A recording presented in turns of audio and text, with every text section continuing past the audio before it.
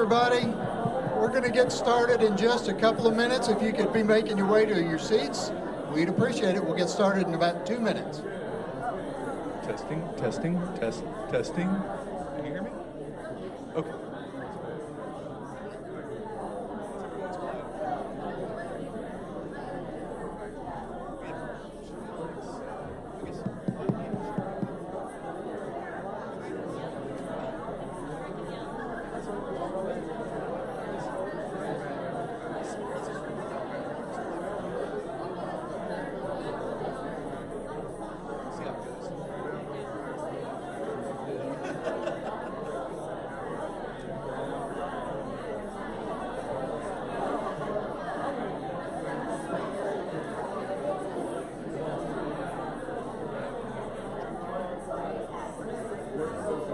Hello, everybody. If you can take your seats, we're going to get started here in just a minute. Thank you.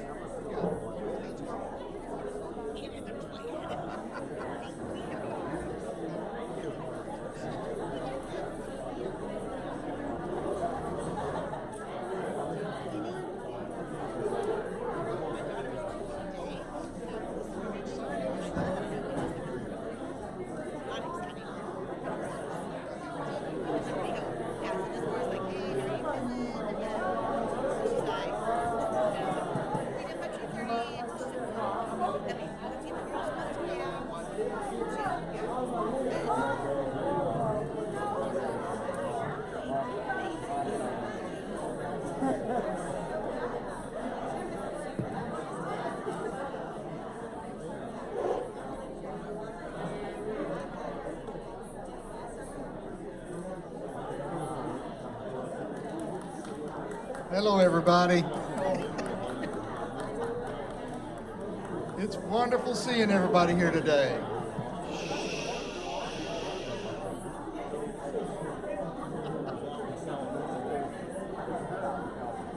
I would like to welcome all of you to the Austin Relocation Council. What is this? Our fall event, I guess. We don't really officially call them something, but anyway, it's wonderful to have all of you here today. A lot of you have come in from out of town. A lot of you are local. Some of you from San Antonio, Houston. So anyway, it's wonderful to see everybody here today. As we always say, we are able to put this stuff on because of our sponsors. And I'm going to introduce our sponsors, but first, let me not skip over this. From housekeeping, you guys know where the exits are. Just make sure you know where the exits are in case you need to make a quick one. Restrooms are out the door and to the right down there. They're a little bit hard to find, but anyway, you'll go find them down there. And just wanted to make sure everybody knew the scavenger hunt is going to be ending today at 2 o'clock. So we'll be back over here by then. So, and we've got wonderful giveaways, and we'll be talking more about that.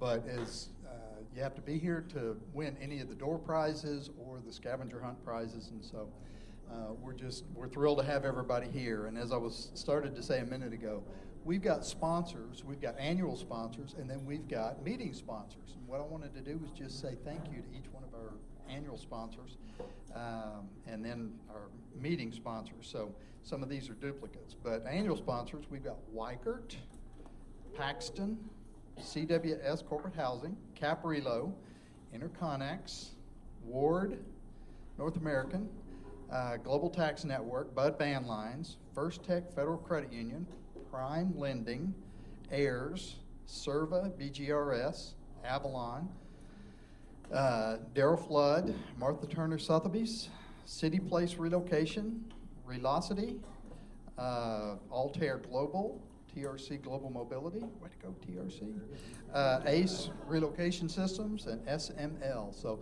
let's have a big round of applause for our annual sponsors. Thank you guys so much.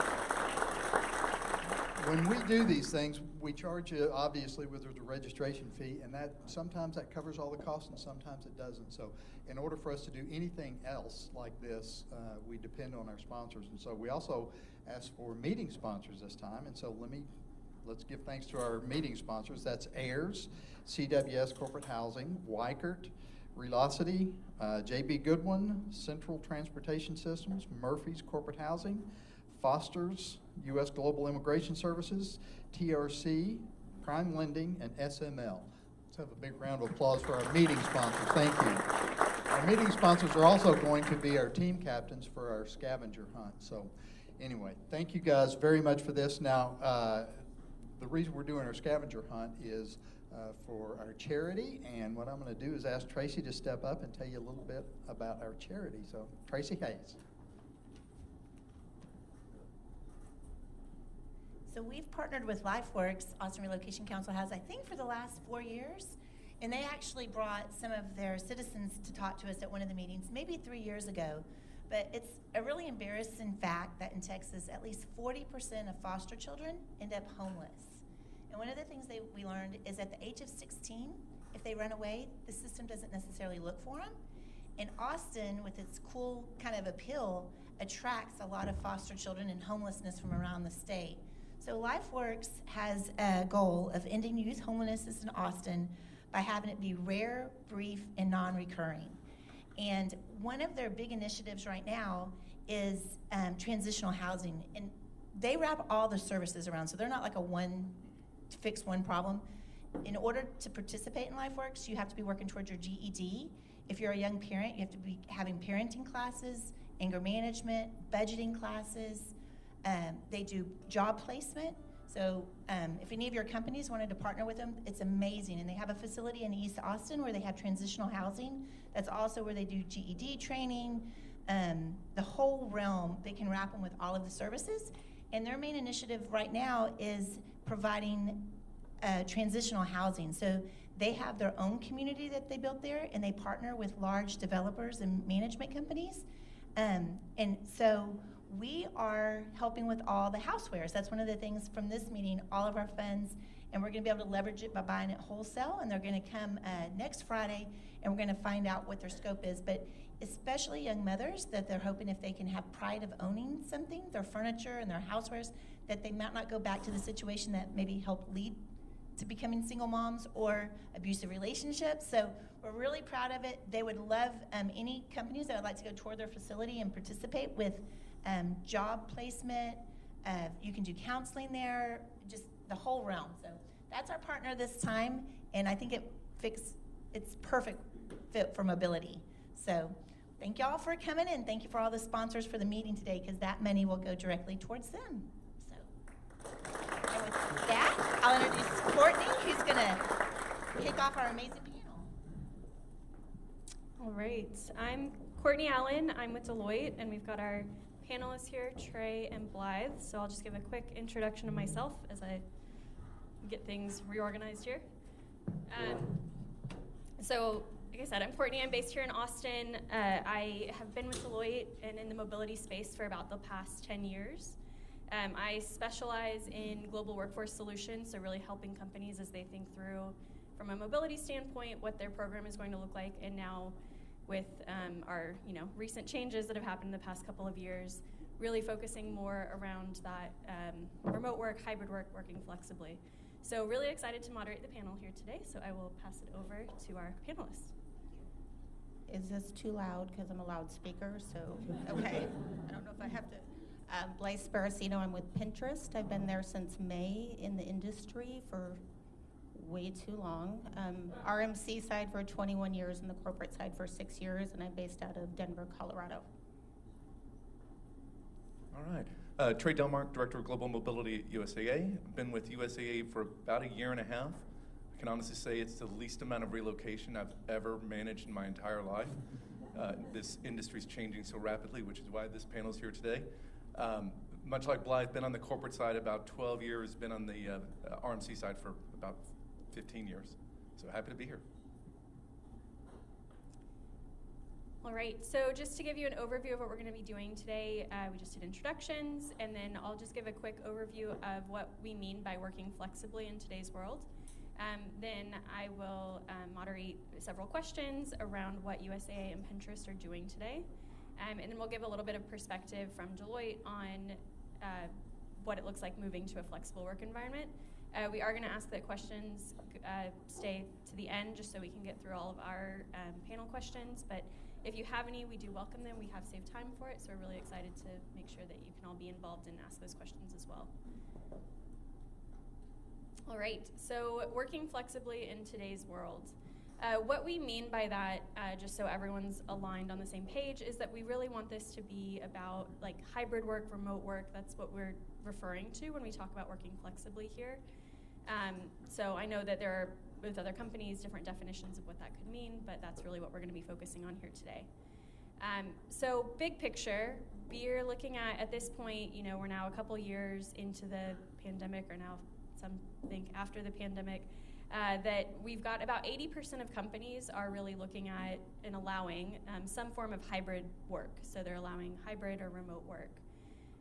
It does break down into, I'm sure you've heard or you've implemented at your companies, where you've got a portion. So we've got, from this survey, 53% of companies are really allowing that, or enforcing, not somewhat enforcing, a few days in the office, and then some you don't have to be in the office, where about 27% are saying that workers can choose if you're going to be in the office at all.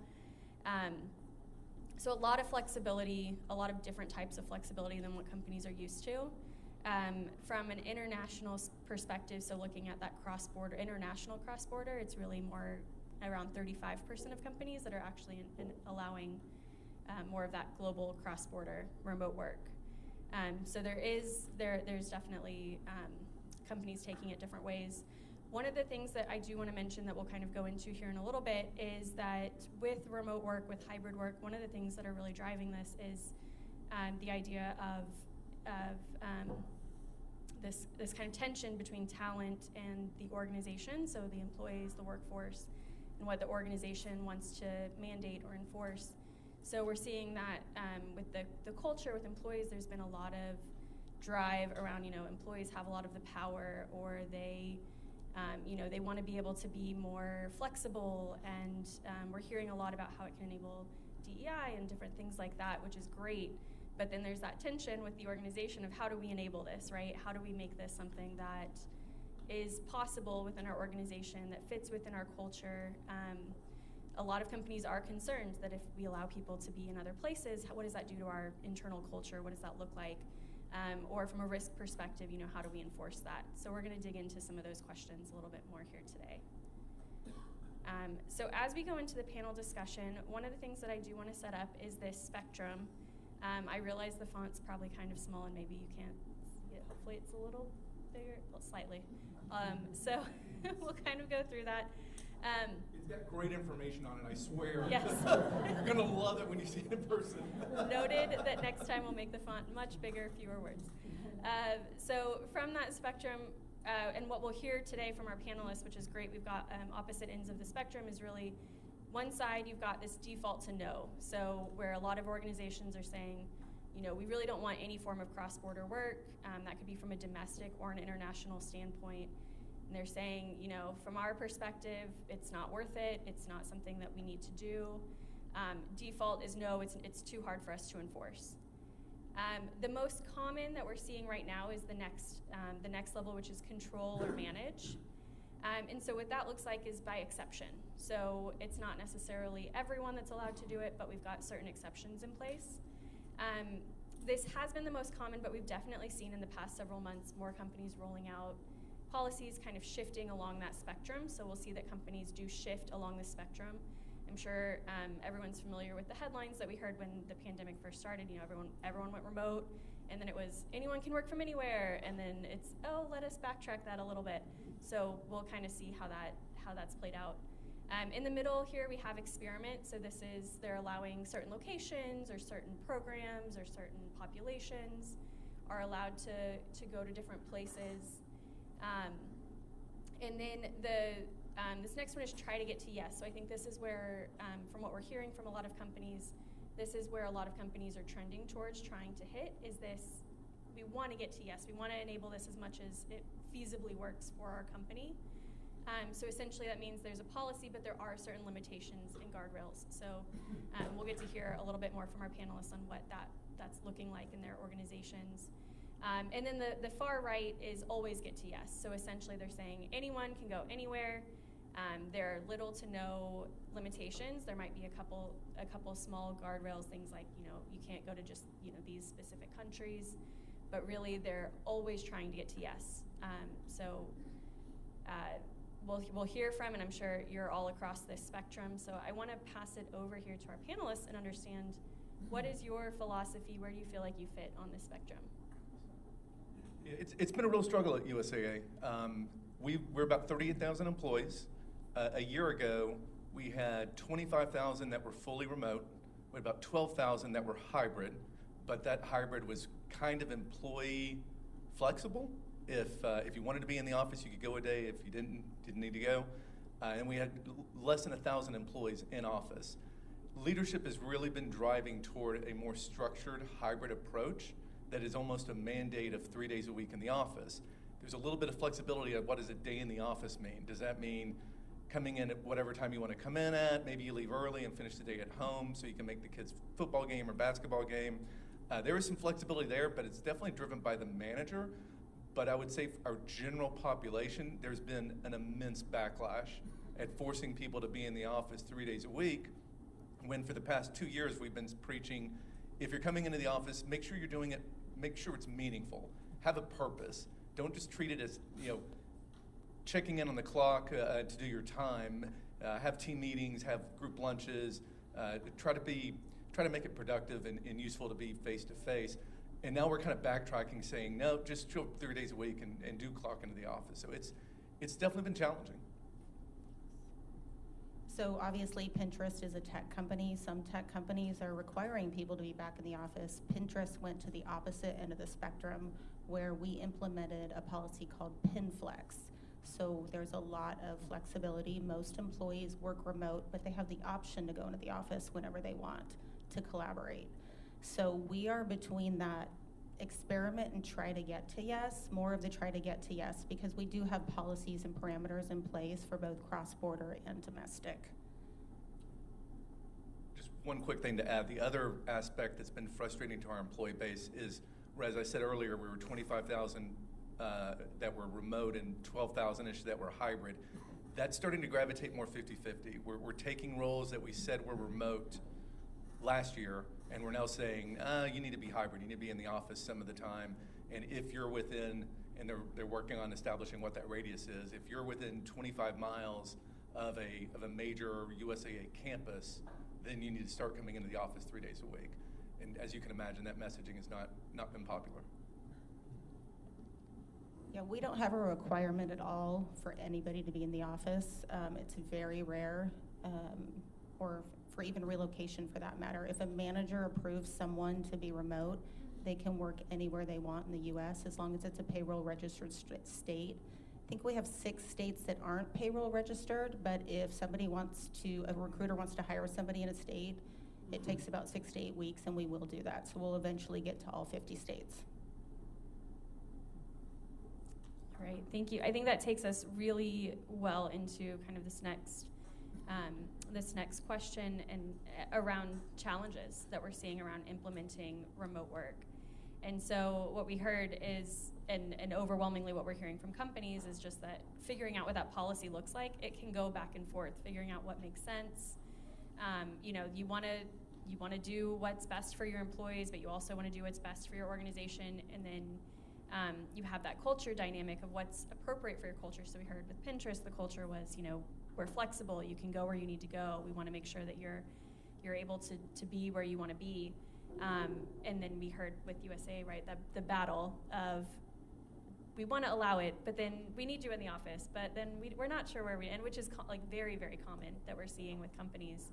And we see it in the headlines as well of just companies that are like trying to figure out what is that right balance for their culture and what is that right balance from that internal, that need within the company to say meaningful connections is something we hear at Deloitte as well. We've got the same phrasing of we're in the office for meaningful connections. So what does that mean to each of the employees?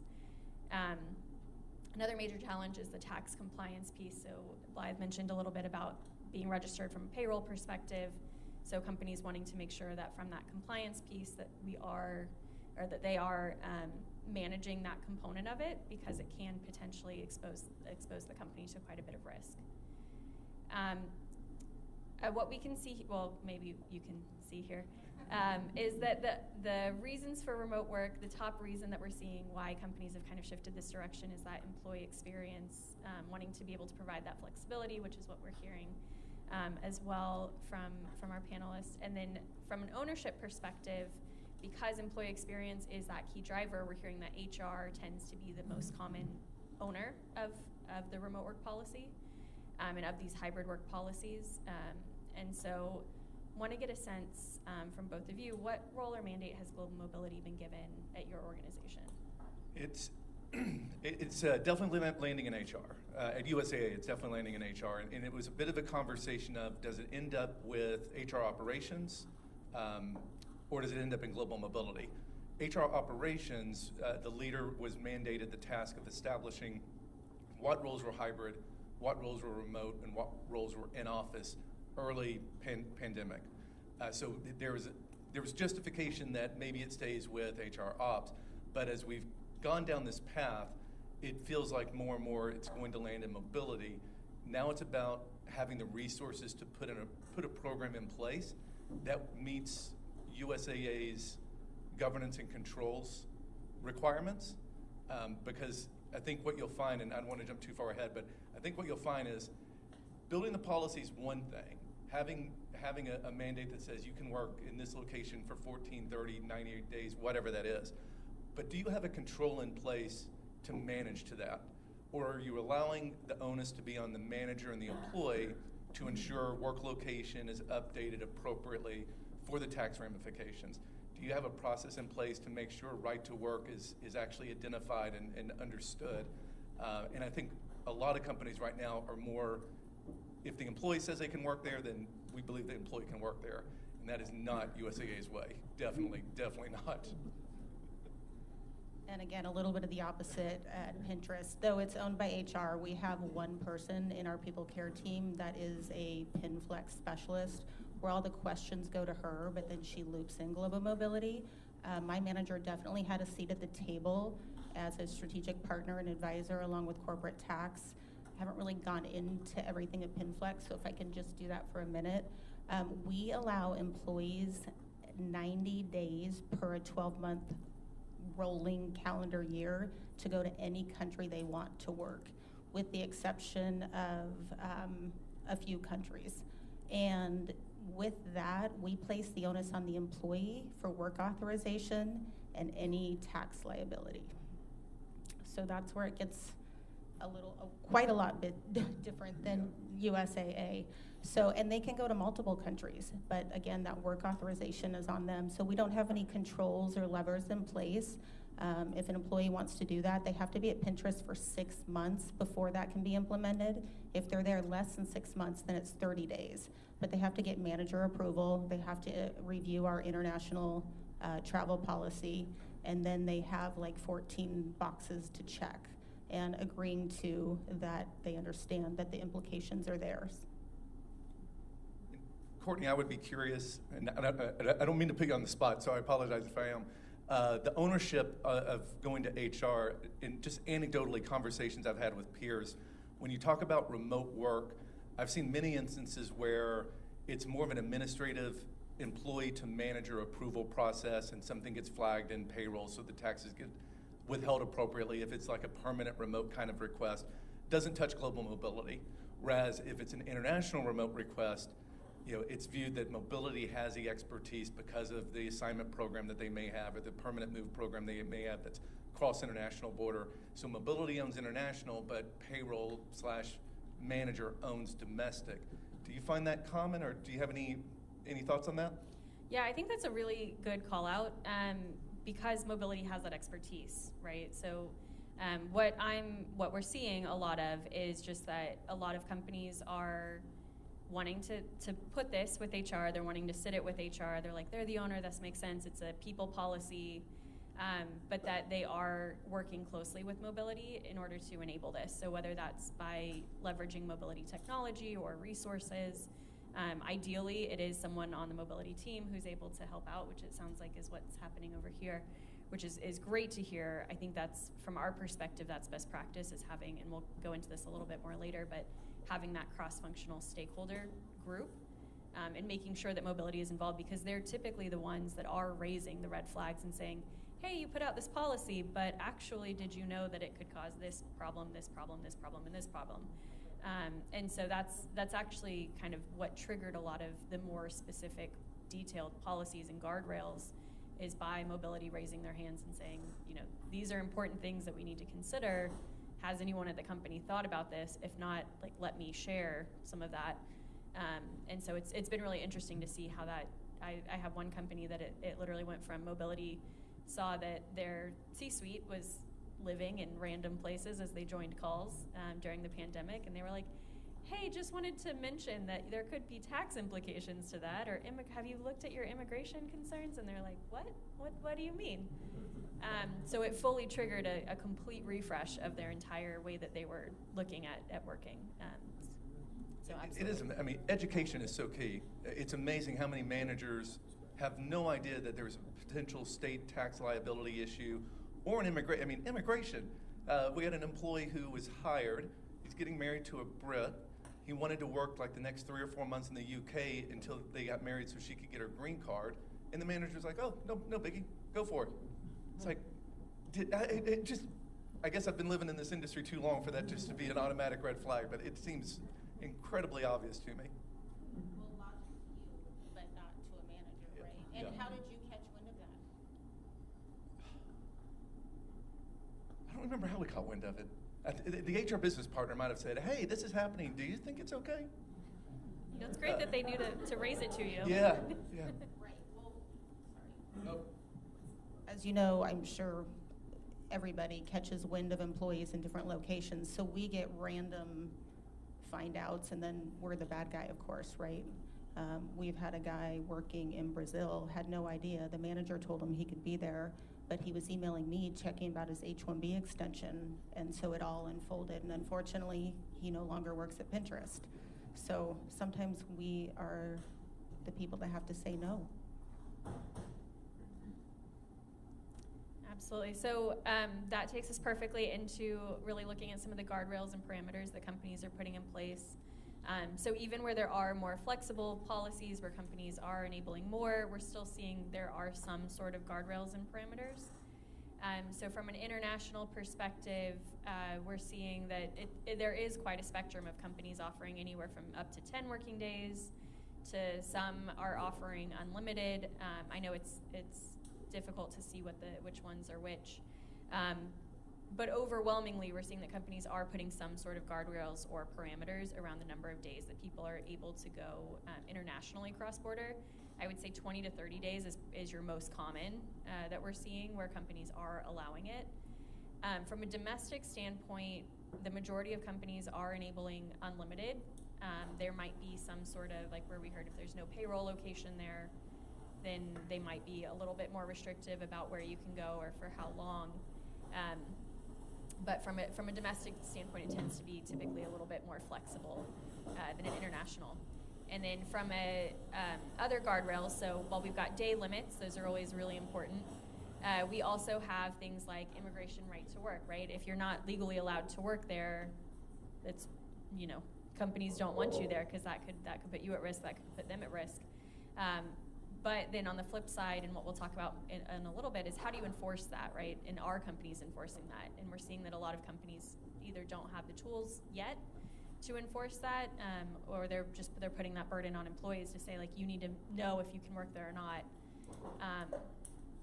time limit, and then things like eligibility criteria. So are you, based on your role, are you going to trigger some sort of issue if you are going abroad and things like that. So I want to pass it over. I know we've talked a little bit about some of the guardrails. You've talked a little bit about some of the the time limits and payroll implications. But are there other guardrails or parameters that you want to share about what you're doing to enable?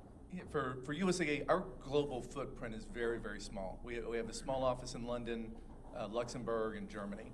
So USAA, being the type of culture it is said, if you're a U.S. employee, you're not allowed to work internationally, not at all. End of story, unless you're on an approved business trip or an approved international assignment. We have established a guardrail because that footprint's so small and U.S. employees log on from an international location so infrequently. We have a guardrail we put in place where we get a data dump from InfoSec on VPN logon informations, and we play with that and merge it with a roster report so we can identify who the USAA employees are, and a pivot or two table later, we end up looking at people who've logged on from international locations, and we've arbitrarily set up a threshold of 10 days. So if you log on from an international spot 10 days in a month, we'll catch it, we'll call the manager. 9 times out of 10, they had no idea the policy was in place, and it's just an education process on U.S. employees should not be working internationally. It's not a popular stance. Everybody from the leadership at the very, very top wants to allow some flexibility on the international front, but to establish a control and to understand the correct benchmarking, that we're not doing something way out of line with our competitors in the industry, is extremely important to USAA. On the domestic side, we simply have a FAQ that says if you're going to be in a domestic location greater than 60 days, update your work location. But there's no control in place, which drives our risk and compliance partners absolutely insane. But the data dump we get for a month's worth of VPN logons, every time, you think of all the times that your computer locks up because you went to the restroom, you went out to lunch, or whatever you did, that's a separate logon. So think of all the times your computer screen blacks out, you gotta log on again. For 38,000 employees, I blow up Excel every month. It's 500,000 rows of data. And to try to match that up state by state, I need a team of 5. There are some really cool technology solutions that we've seen demoed that would make that a much more manageable task, and those are some of the things we're exploring as we try to be a bit more, give our policy a bit more depth, because right now, literally, USAA's policy as defined by Work Flexibly is, if you're a US employee, you cannot work internationally, and if you're moving from state to state or you're working somewhere temporarily, greater than 60 days, update your work location. And it's not really much of a policy. The other challenge that we have is our member-facing roles require so much equipment, like 3 screens so that they can see an insurance policy and bank account and the employees or the member's profile, that it's just physically not really possible for a member-facing employee to have the same level of flexibility that an HR person does or an IT person. So the optics are really bad that we're saying, hey, you guys can do this, but you guys can't. And oh, by the way, you're like the lifeblood of our company. You're the front-facing people supporting our members. So we're really struggling with how do we communicate this and what kind of flexibility can we offer the member-facing employees, whether it's flex scheduling or some other creative alternative, so it doesn't seem like we're forgetting about them. For our domestic employees, like I said, they have to be, if they're living in that state, it has to be a payroll registered state, but they can go anywhere they want domestically. We're not supporting a nomadic lifestyle. They have to have a permanent address and workday, but we don't request that they change it like you do if they're somewhere for 60 days or not. We also offer a $500 allowance a year to purchase anything they want towards office supplies, so that could go towards monitors or something, like you were saying they have 3. So that's really it domestically. That perm address and workday is really the key for payroll, because otherwise they'll come after us in mobility, which isn't fun. And then, as I said, internationally, if you're going to be out of the country for more cross-border for 14 days, you have to get approval by your manager. And then the manager, you have to meet in-person expectations. So if you decide to go somewhere in that 90-day flexibility PIN flex policy, and the manager says you need to be in office, and maybe it was something that wasn't planned, you're responsible to cover that cost on your own. It's your choice to travel cross-border. But our L7 leaders and above try to do that planning every quarter so the people know when they have that in-office expectations. What our policy, I say that loosely, says is typically in office 4 times a year, but at least once a year, and that once a year is for NitCon. It's a 2-day employee. Every employee takes off, and it's for collaboration and meeting and fun. Question for you. What if an employee moves to a higher cost of labor market? Is there any adjustment made to comp, or do they keep the same model? That's a great question. So as part of PIMFLEX, we had 4 pay bands. They've taken it down to 2 pay bands. So there's 3 states that are in the A pay band, that higher level. But if they don't have a permanent address, then it doesn't change. So, but if somebody does move, let's say San Francisco's in that higher pay band, band A, then it goes to the people care team. Comp looks at it. Comp and equity does change if somebody decides to move. What about the flip-flop? Yeah, we had some flip-flop when they changed pay bands. Unfortunately, some people's salary were decreased. Mine was increased, so it was a good for me. Great, and those are some great examples of other things that are going into policies that companies are forced to think about is, what are we going to do with compensation if someone has relocated to a new place? And at what point do we consider that they need to be on a different compensation? And what are their benefits? And what are the things that we have to take into account? I mean, even from a travel perspective, if you're going internationally, does your insurance cover them internationally? Is that something that we want to be responsible for? So all kinds of things that companies have to think about as they're putting these parameters and guardrails in place of what are those other additional implications. Oh. That's a great point. So when people do travel internationally as part of this 90 days, they are responsible for their own insurance, medical, or anything. They have to make sure that the network is set up so they can actually operate. And then they're working with their manager to find out if they need to flex their hours to connect with their team or if they can work on the hours where they're located. All right, thank you for sharing. So I do want to take us back to technology for just a minute here. I know, Trey, you mentioned that you're checking VPN, that's kind of the way that you're enforcing some of these guardrails and parameters. Overwhelmingly, what you can see here is that bottom bar says we don't use any sort of technology to track or manage our remote workers, which is, you know, very different from people saying we have a policy, we have guardrails, we have parameters. They're putting those out there, but overwhelmingly we're not really seeing that people are using that, any sort of technology to enforce that. So while some companies are putting something in place, they're trying to check, they might have their guardrails, but then they're not checking, did someone come back? So they know that someone left, they know that they submitted a remote work request, their manager approved it, but did they ever return from wherever they said they were going? So what this survey does is it just breaks down the companies. We've got about 13% said that they do have a third-party technology that they're using to be able to assess and track those cases. About 10% are saying that they've developed an in-house tool in order to assess and track, and then we've got 27% are for predominantly tracking and approval.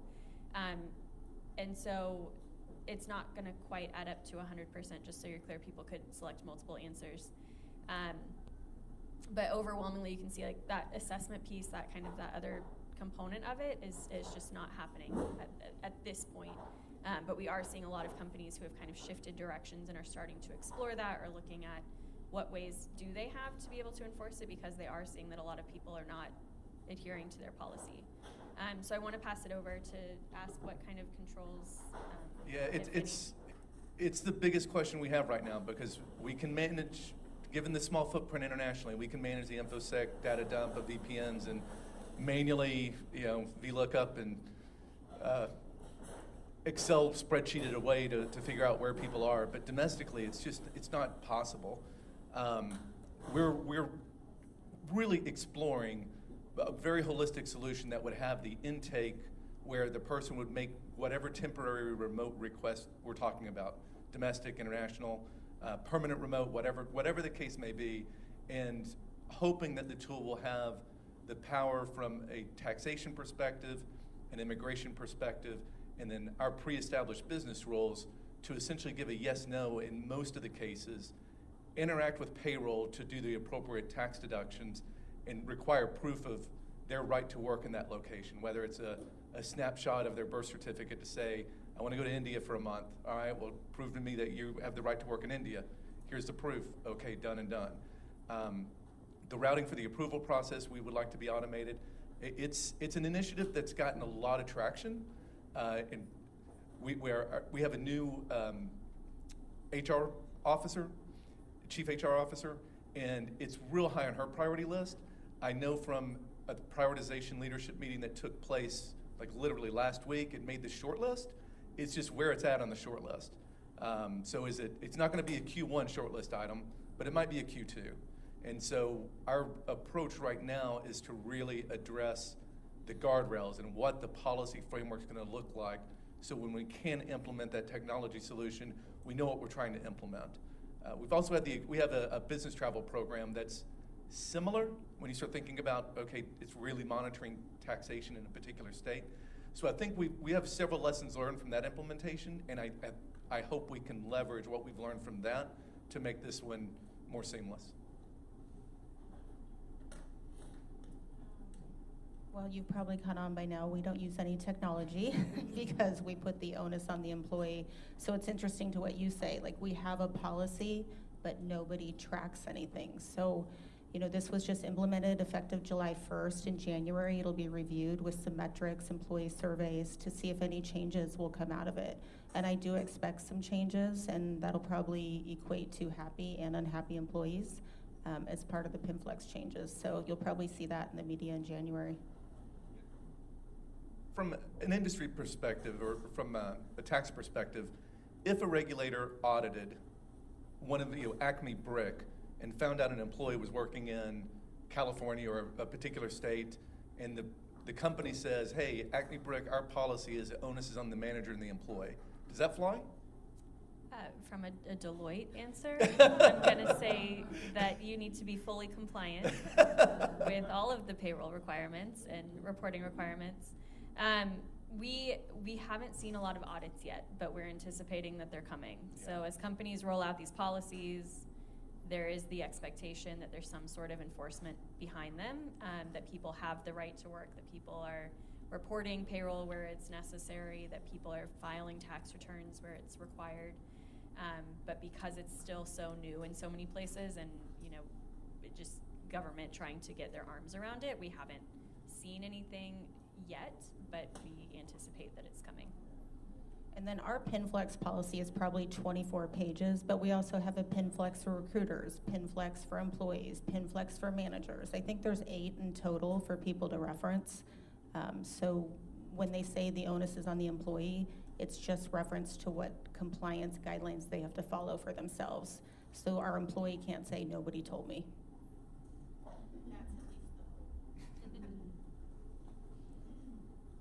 All right, well, we're hearing, that there are a lot of different people involved, right? You mentioned there are different approvers involved, different people within the company.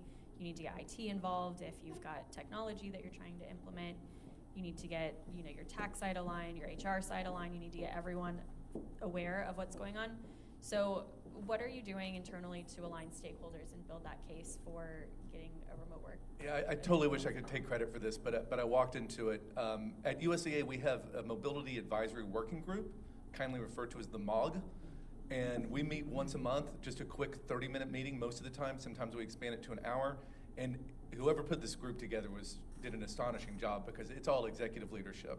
I've got a corporate tax leader, I've got HR operations leader, I have a risk leader, a compliance leader, payroll leader.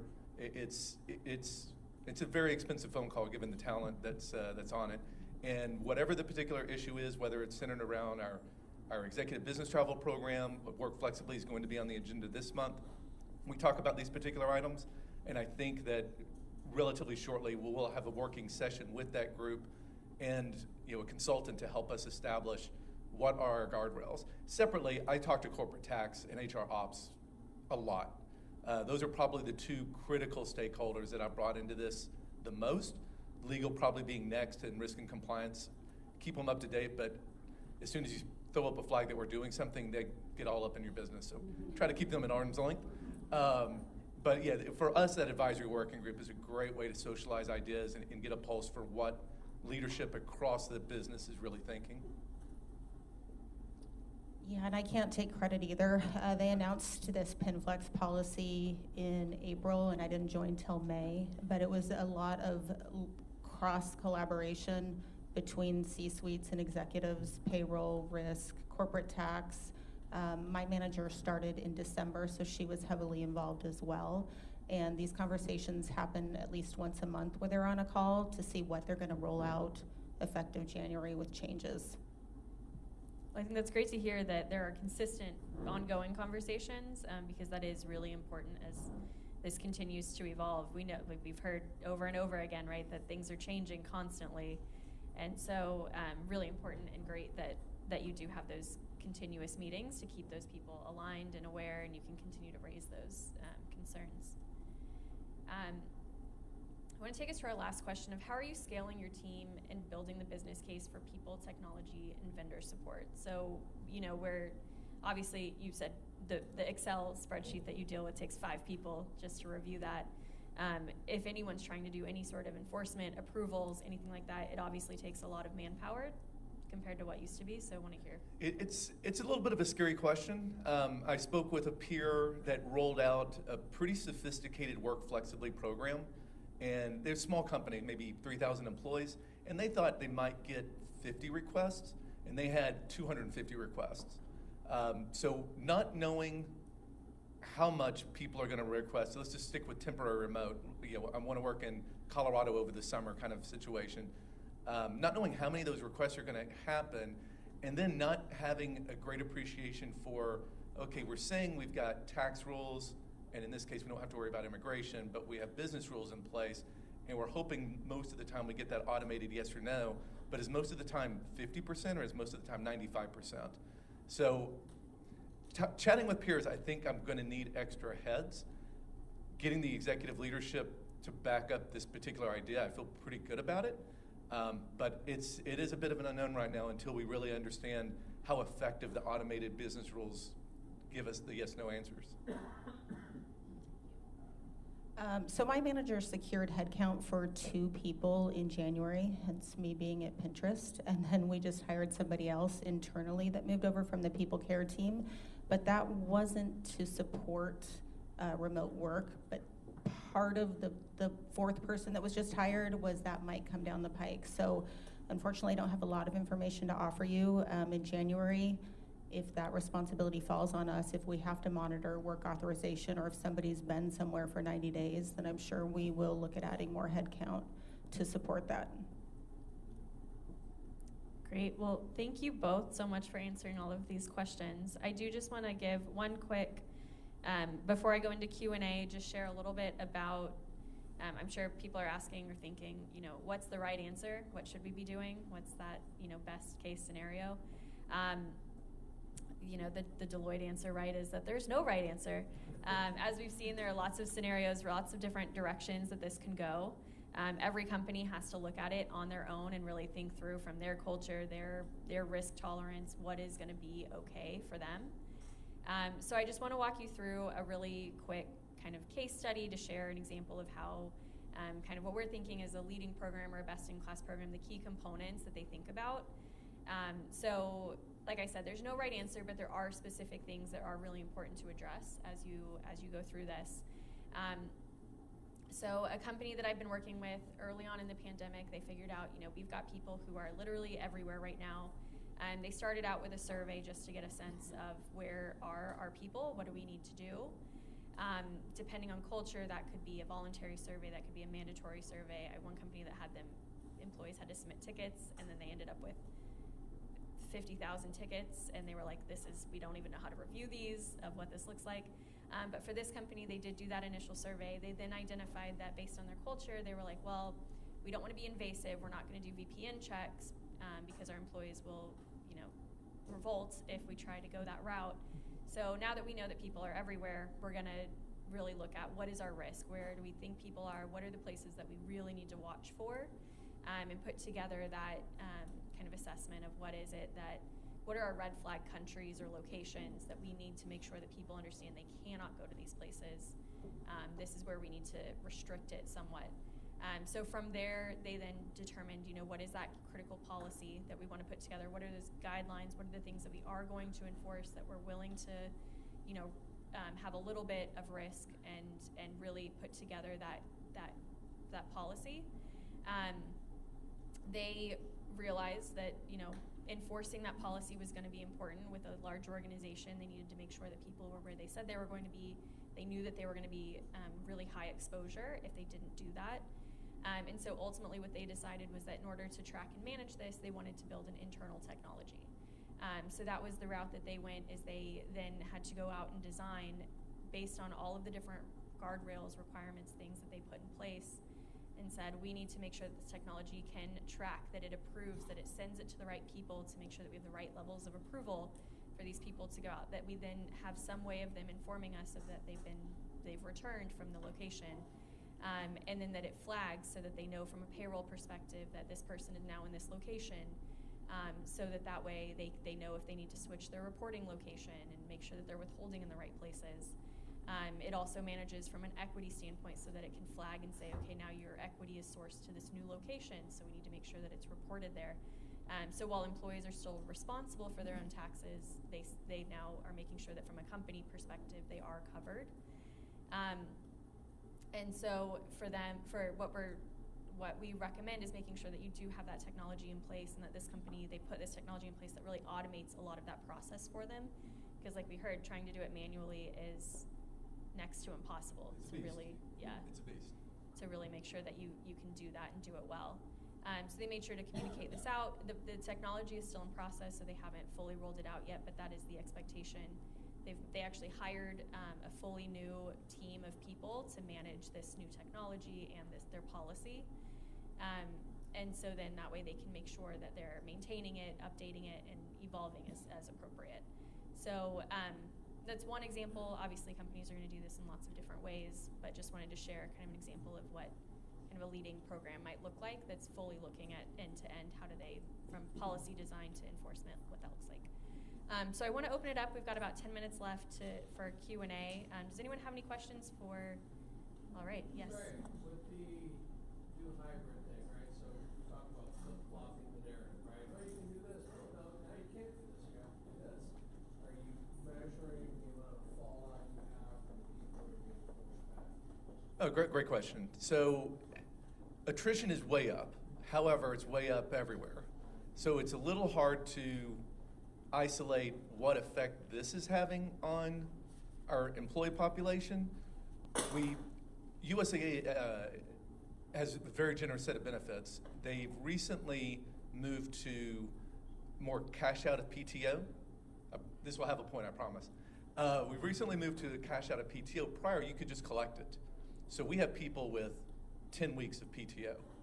Now, if they were given 2 years to use it, which will run out a year from December, and we're watching those people that aren't using that 10 weeks of PTO that they've got banked, and we're wondering, are they setting this up as a bit of a boost to let go once exactly? So we're very concerned with that, because it's a really stressful environment right now. Banking industry, interest rates, everybody knows what's going on there. We're trying to implement this return to office. The messaging was a bit stern, has been the feedback. And at the same time, great resignation, unemployment went up last month, 15% month over month? Okay, I was listening to NPR this morning. So it's a challenging time. It absolutely has an impact. I would really struggle to give you an indication of how much of an impact, but it's definitely there. Are you using Indeed to fill those spaces? Of course. Any other questions?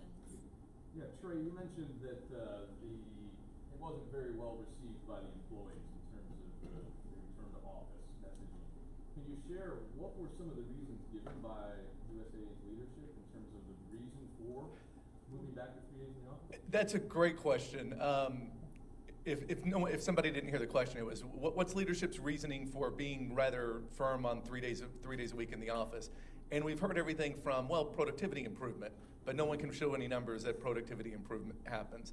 And they've talked to, cultural dynamic. We don't want to lose the face of what USAA is, and that's just so hard to measure.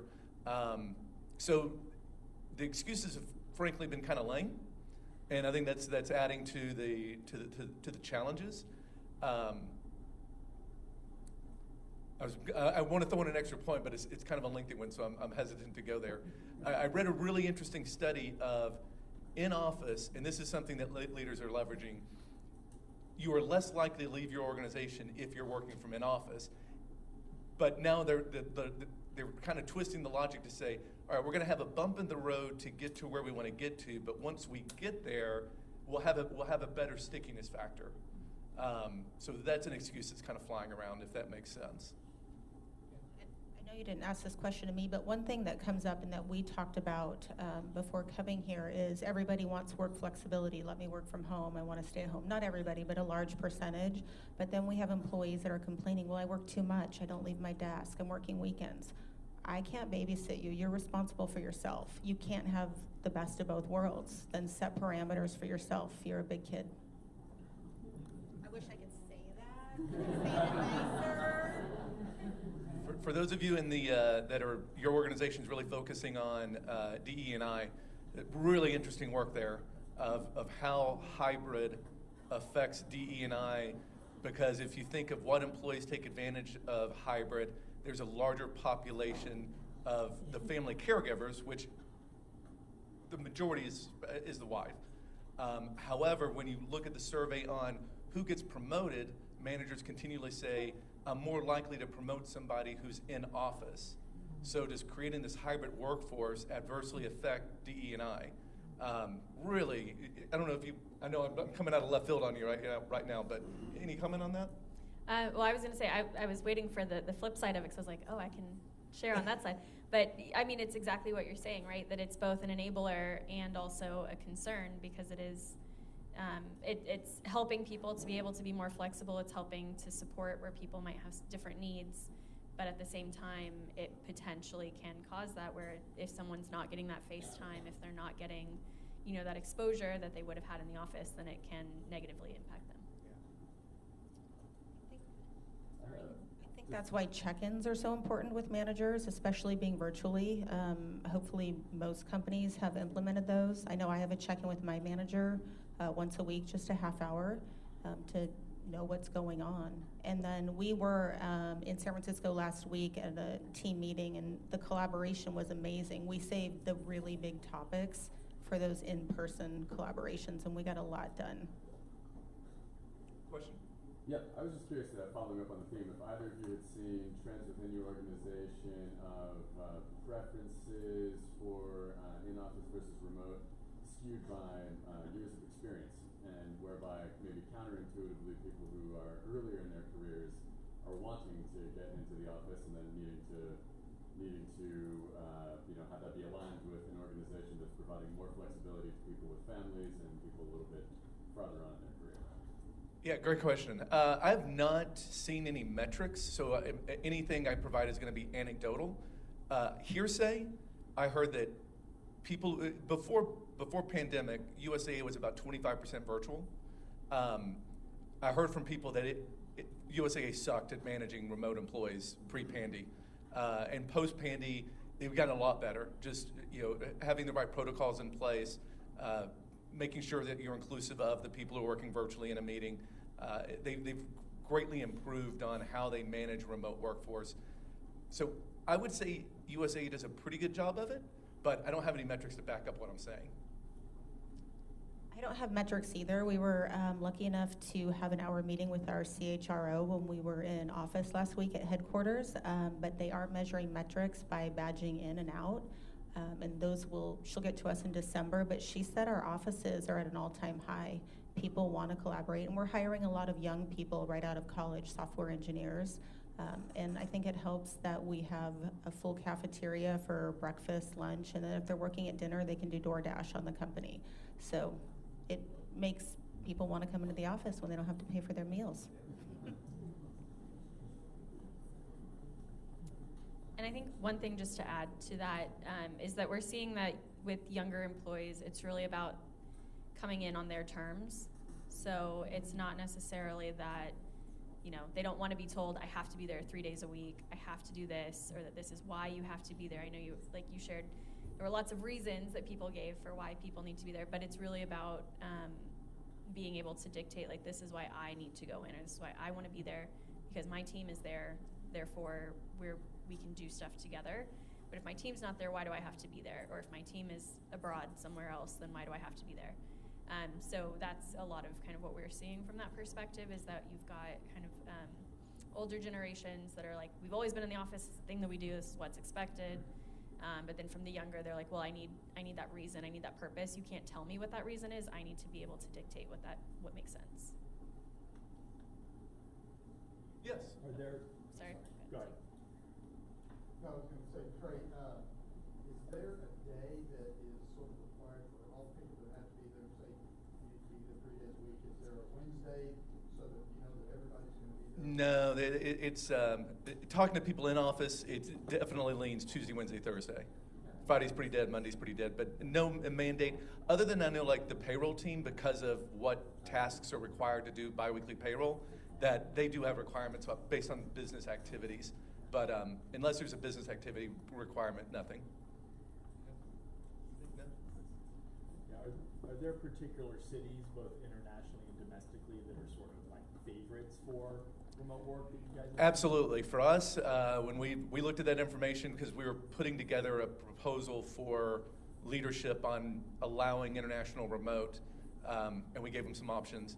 And what we did find is India, Mexico, Canada, top 3 by a massive margin. And then 4, not too distant of a 4, was the UK. After that, completely trailed off. IT group, it would be a huge win for our IT business to be able to allow employees to work from India occasionally. India actually had less frequency, which this makes sense, but a massive amount more days logged on, because those trips are longer. You're going all the way to India. Mexico, I just think proximity to the border and being based in Texas, it makes sense as well. So we don't allow employees to work in any sanctioned regions, and then the 3 countries are India, China, and Russia. And as you can imagine, a large part of our workforce are foreign nationals from India and China. So it'll be interesting to see if that changes in January. Oh, yeah. Question for you both, please. Are you all finding any changes in the ability of people learning? You know, back in the day when we all were in an office, especially when you're early in your career, you've got that person who has some seniority and you're learning from that individual, and how that helps you facilitate your career, develop the relationships down the road. Now with us all working from home, is that going to change things? I think the short answer is yes. I mean, you already see it, right? With Usaa has a massive amount of training. I probably spend 25 to 30 virtual classes a year in compliance training. I don't know what it was before I got there, and I also think there's a generational aspect to it. It does feel like it's much more, we're going to teach you something for 2 minutes that you need to know for this specific task, versus taking a 2-hour course to learn the process end to end. But I think that's more generational. But that's completely Trey's opinion. Coming from, it's interesting, our interns, they're going to have them next year remote. And we really tried to talk to have them in an office, maybe 1 or 2 offices for that collaboration. I do think a lot's going to be missed with the younger generation with collaboration. But I'm old, so I mean, I could be totally wrong. I love working from home, but I just know that I just remember early in my career how much I learned from those who had, and even just only 6 months seniority or 6 years. Well, just listening to that person next to you, or being able to ask a question quickly. That old saying, more is caught than taught. Yeah. You learn to pick stuff up. I see movement with some of my fellow board members. Is time to cut? Okay, yeah, we're getting pulled. I'm not sure who to hand off to. Oh, Steve. You guys did a terrific job. Thank you very much. I've I've got one specific issue to challenge on. Blythe, you're not old. I'm old. I know. I recognize old, and you're not old. So, you know, there you go.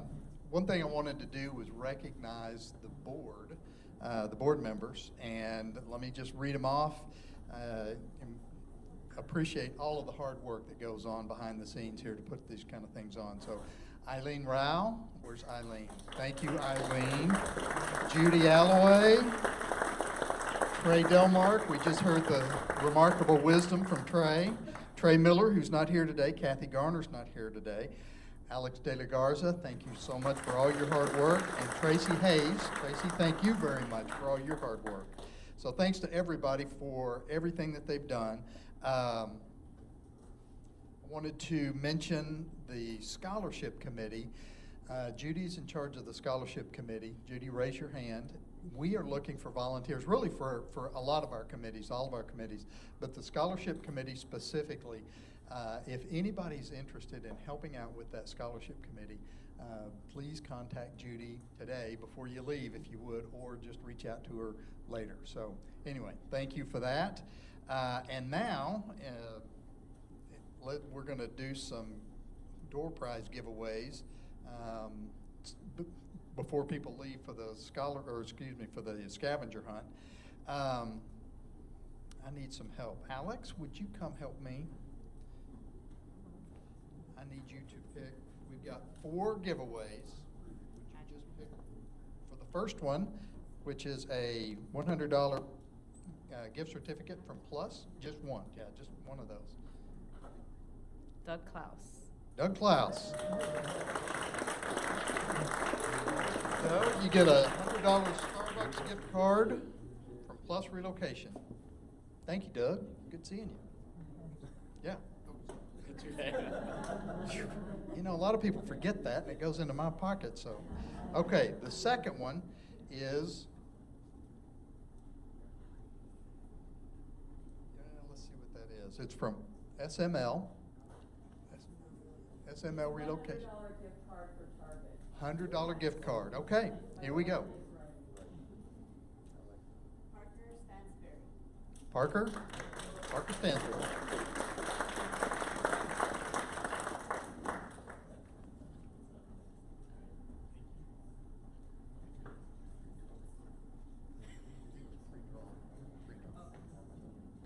Oh, Alex said, how come we're only doing 4?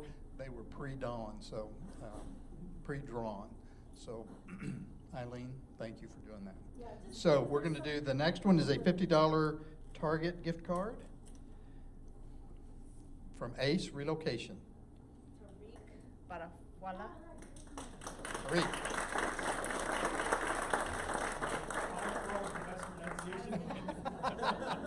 Thank you, Tariq. Thank you. Okay, so now we've got a really nice one here. And this one is, it's AirPods, and the name got disconnected from this. So I need to know who donated this or else TRC. Oh, Relocity, okay. Relocity gave these, I mean, it's wonderful, so. And the lucky winner is Erica Escalante. Erica? There you go. Thank you, that's a wonderful, wonderful door prize. Thank you all very much. So we're gonna do, Judy, I'm sorry? Lunch, yeah, we're gonna do lunch. So who's got the details?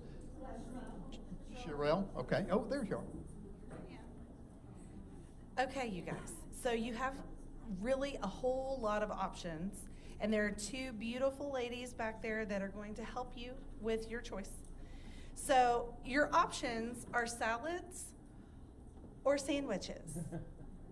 Salads, sandwiches. So get in your mind what you're thinking. There are some veggie options. So we have a chopped salad that has romaine blend, grilled chicken, bacon. Who doesn't love bacon? And then the harvest salad, mixed greens, also chicken, with some blue cheese and apples, dried cranberries, yum. Anybody getting hungry yet? Okay. There's the turkey avocado cob, save one for me. Mixed greens, turkey, bacon, blue cheese, avocado, tomato. And then there's a chicken Caesar salad. Then there are some sandwich options, and I do think there are more sandwiches maybe, or is it even? About more heavy on the salads, because most of us ladies like salads, right? Uptown Turkey is a turkey sandwich with bacon, avocado, tomato on harvest toast, chicken pesto, grilled chicken, tomato, arugula. Yum. Who loves arugula? Anybody else loves arugula? I love arugula. Tomato mozzarella, so almost veggie.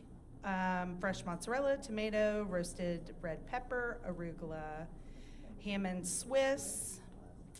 And then if you're getting a sandwich, I believe it comes with chips. And then everybody can get a cookie or a brownie over there.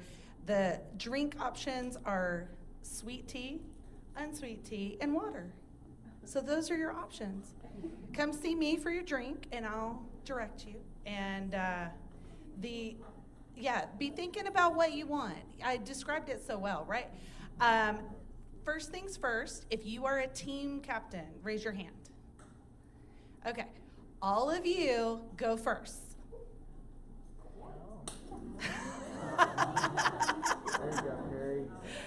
You go first, because then you have to draft your team after that. So, and with that, oh yes, spread out. Use all these awesome tables around here. There's plenty of spots to eat. And with that, I'm handing it over to Tracy. And guys, after we get our food, we're all going to sit down, and we have an industry spokesperson from mortgage, from real estate, from temp housing, from household goods, immigration, and destination services. And they're going to give just a 3-minute high-level overview of what's going on in their industry. So I know we all like to visit during lunch, but we're going to use that so that we had time for the scavenger hunt. So if our speakers could be next in line to get your lunches, if you're a speaker for that panel, that way you can eat real fast and then give our session.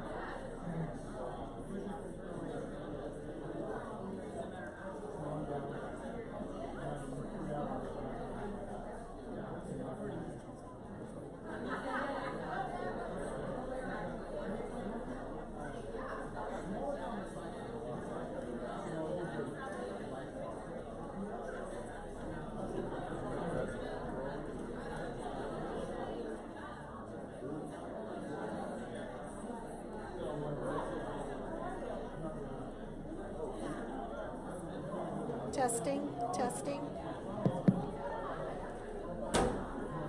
Did everybody hear that? Did everybody hear that? That was the sound of the other shoe dropping. So I'm Judy Alloway with JB Goodwin, and I'm going to give you a 3-minute update on the real estate market in Austin. So first off, I was just here about 6 months ago on this very stage talking about the Austin real estate market.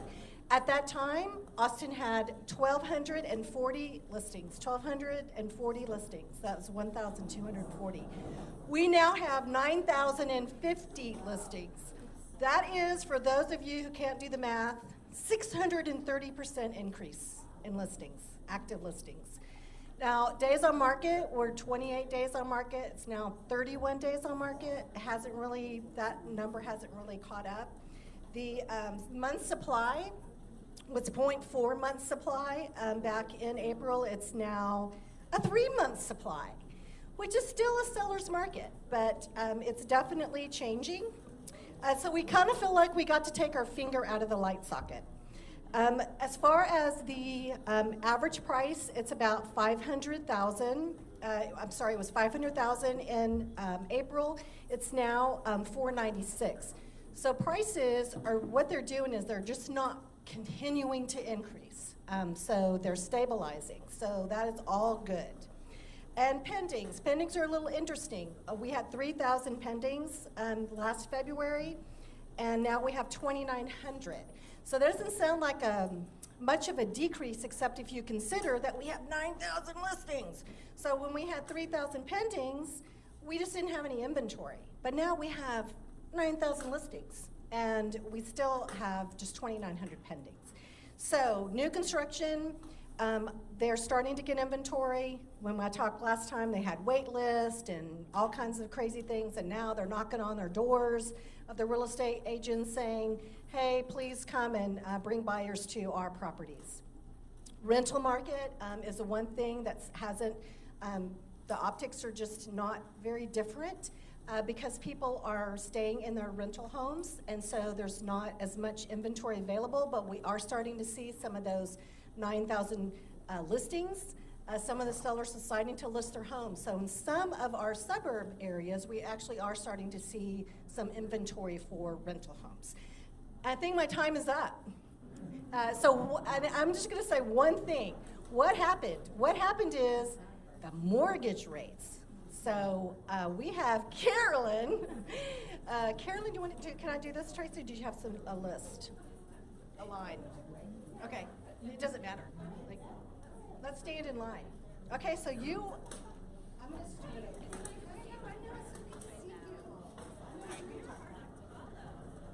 Microphone and a stage. Okay, cool. Hi, everybody. I'm Beth with CWS Corporate Housing. It's really nice to see you all. I'm going to give the corporate housing update, and in order to do so, I reached out to a lot of my friends and connections in the corporate housing industry just to make sure I wasn't giving you one point of view, to give you a well-rounded view. And the general consensus is it is crazy, y'all. It is crazy busy. With the relos coming back, with the intern programs coming back with a bang, bigger than ever. It's been super high volume, which the industry is very excited about, obviously. But we've had some really interesting market dynamics, which what's happening with the rental rates and inventory availability in a lot of really popular markets, such as Austin. We've also had, everybody knows, I'm sure, global supply chain issues. And then on a property level, dynamics changing within the properties, how they're staffed, how they're looking at corporate leases. So it's really kind of been a perfect storm. But we're rolling out of the summer. We got through it. I think we got through it very successfully as an industry. And now we're headed into our fourth quarter. So the big question for corporate housing is seasonality.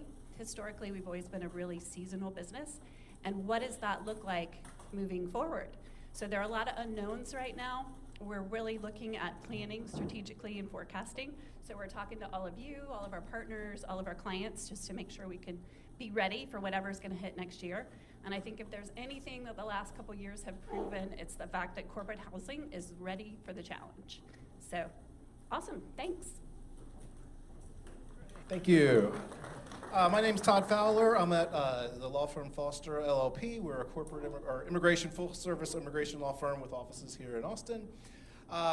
My quick update is, on the same track as maybe 6 months ago when we gave that things are slowly still unwinding, opening up in the world of corporate immigration. After this current administration is embracing corporate immigration in a way that the previous one had not. Obviously, the pandemic was pretty much a full stop, as we all know, for the past 2 years. And so we are seeing a tick up in faster adjudication times across the board. The main difficulty of the past year has been able to securing consular visa appointments around the world. They were pretty much unavailable, during the pandemic. Mostly those have unwound to not quite pre-pandemic wait times, but wait times that are at least manageable for our clients, right? 3, 4, 5 weeks rather than 6 months, 8 months out. The exception certainly being all consular appointments in India. They are extremely, extremely backlogged. We'll get a client, they'll say, oh, I got my visa appointment for November. Oh, they double check, that's November 2023, oops. And then for consular visa appointments, business visa appointments are still really, really hard to come by for individuals traveling to the United States for business. So the quick takeaway is things are unwinding, opening up, mimicking our current economy, but there's still some challenges that we face, pre-pandemic. And I'll hand it over to the next expert. Hi everyone, Carolyn from Rocket Mortgage, and I'm actually going to talk about 2 things. I don't know if you know, but Rocket Mortgage does loans and mortgages in Canada now, which is fairly new. And so I wanted to give you an update on what's going on in Canada because a lot of people have been reaching out about the Parliament met and they changed and implemented a new policy that if you weren't a citizen of Canada, you couldn't buy a house there. So you can imagine all of our relocation industry was like, what are we gonna do, right? So they did backtrack, and it's if you have a work permit, you're allowed to purchase a home. So I wanted to let you know that, so that was good news for anyone who wants to move to Canada or buy a house in Canada. Let's talk about domestic rates for a minute. Does anyone want to guess what the mortgage rate is right now? 7? 6.8? So I just looked it up today. It's 6.66, and I know, right? I know. I'm always such like the bearer of bad news, right? So about 6 weeks ago, I did this same presentation, and the rate was 6.06. And a year ago, anyone want to guess what it was a year ago? 2.9. So the question is, what the heck's going on, right? So the feds continue to meet, and what the feds basically are responsible is stabilizing our economy. And so what they're finding is that we're on the brink of a recession, inflation, and so what they do is they raise the rate. So they're not raising the mortgage rate specifically. What they're raising is the rate the banks borrow the money. So car loan rates are going up, credit card rates are going up, mortgage rates go up. So that's what's causing the rates to go up so quickly. We don't know how far they're gonna go, but I can give you some good news that in 1980, the rate was 15%, so, we're not too bad yet. In 2006 was the last time we saw them in the 6s, so we don't know. We think they'll get above 7, but if a national disaster or a war or something came, just like we saw happen with the pandemic, we saw the rates drop, so we have that to look forward to. So let's talk just what the impact is, and I'm probably out of time already, but a year ago when the rates were 3%, if you bought $1 million home, your monthly payment would be about $4,200. Now at 7%, that payment is $6,650. So that payment has gone up $2,500 plus. So we have to be really compassionate because a lot of these people a lot of our millennials have never seen rates this high, and they can't afford a house that they could probably thought they could buy a year ago. And that $450 or $4,500 payment that bought $1 million house last year, right now can buy a $650,000 house. So in some of these markets like Austin, where the average purchase you know, especially in the city, is pretty high, it's going to be difficult to purchase that home. So I think that's anyone, if you have questions, see me. It's an exciting time for mortgages because I think, you know, we're finally needed. There's a lot of policies you can put in place to help get a person who has a 2% rate to move to a new house with a 7% rate. So see me if you have questions.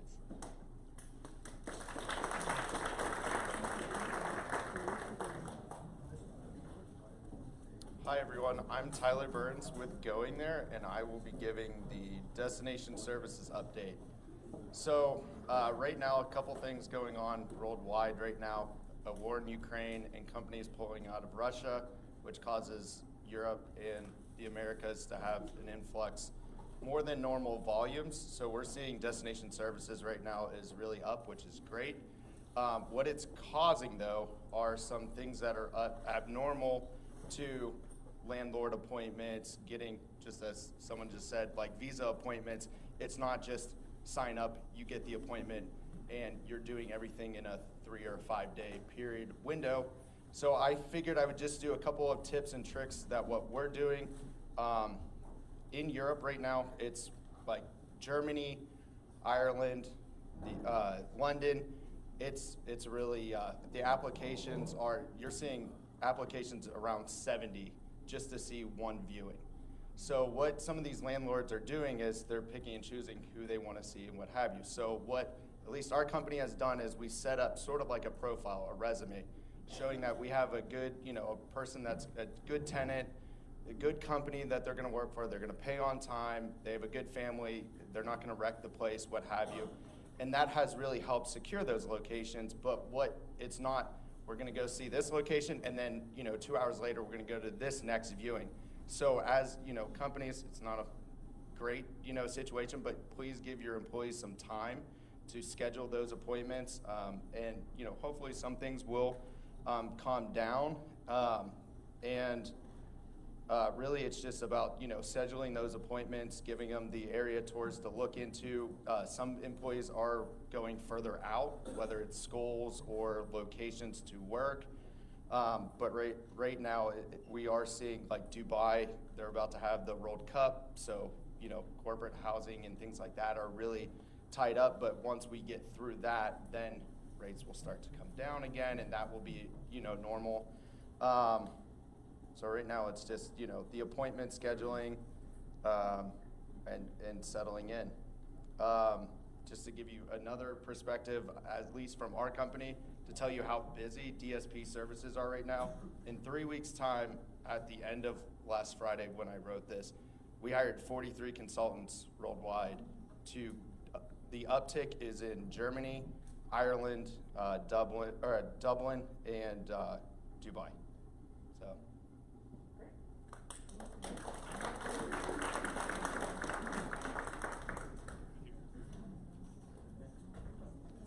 Howdy all, I'm Dan from Sudduth. I'm going to give you a moving industry update. We'll talk about three things: the driver shortage, inflation, and international shipping. To start with, the driver shortage has been a central challenge for the moving industry for quite a few years now. But this year we've seen slight improvement, so there's a little light at the end of the tunnel, hopefully. Unigroup year-to-date has added 36 drivers to the fleet. That compares to all of last year when they added only 4. So that's a big improvement for us.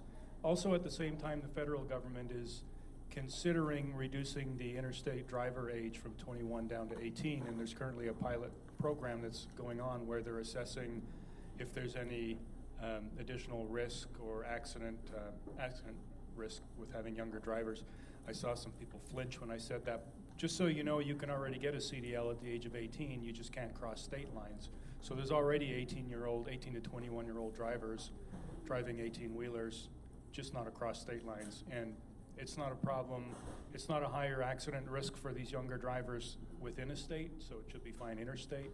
And certainly the data so far hasn't shown that that's an issue.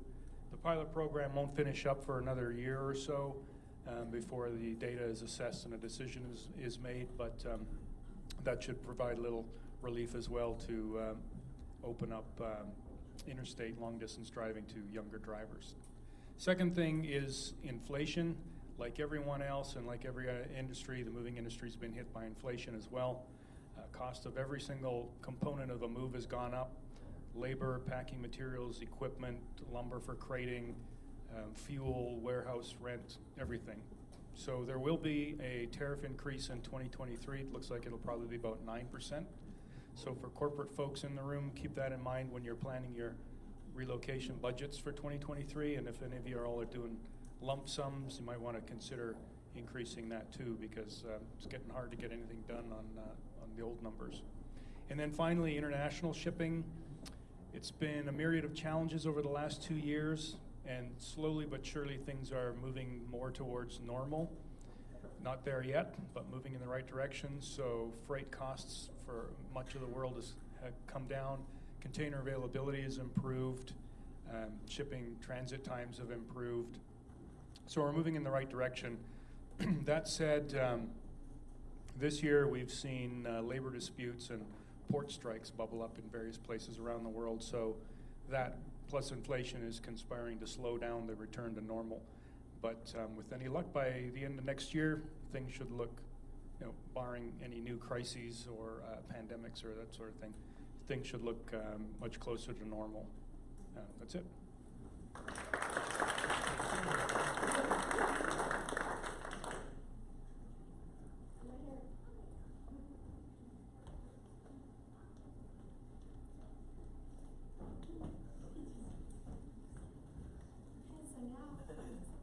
So now we need the team captains to come up because we're going to start drawing for the teams. So all the team captains come up. That's all. So for the scavenger hunt.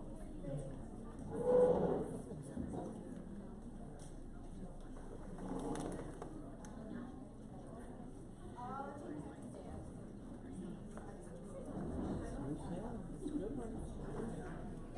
Just push it. Okay. Okay, so here's the teams. Do you know your team name? Do you have the list? Okay, so we'll do. So everybody get ready. So we are going to start drawing for the team names, and once you're on your team, you're going to meet with your team captain, and then we'll get started. We're shooting for about 12:30 to be out the door. So we're doing good. Okay, this is sticky. Okay, our first team captain is Jeannie Gibbons, and Jeannie, what is your team name?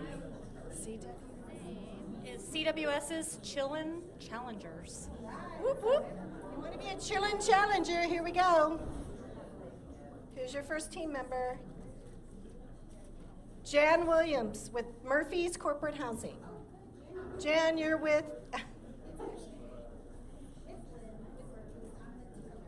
I know. No. She's on your team. No. She's. Yeah, there could be some team trades as needed. Okay. We are the Velocity's Remarkable Renegades. Who wants to be a remarkable renegade?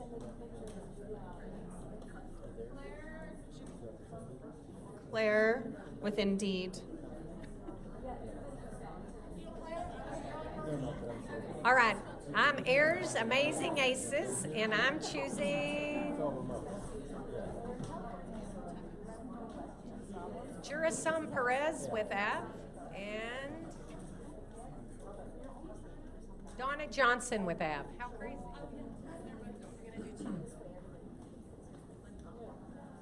Scott O'Neill with Suddet. Sorry, gosh dang it. Christina with Google. All right, so Sandy. Hello. Sandy's team name is. Hello, we are SML's Naughty and Nice. And Lynn Ripley, come on down.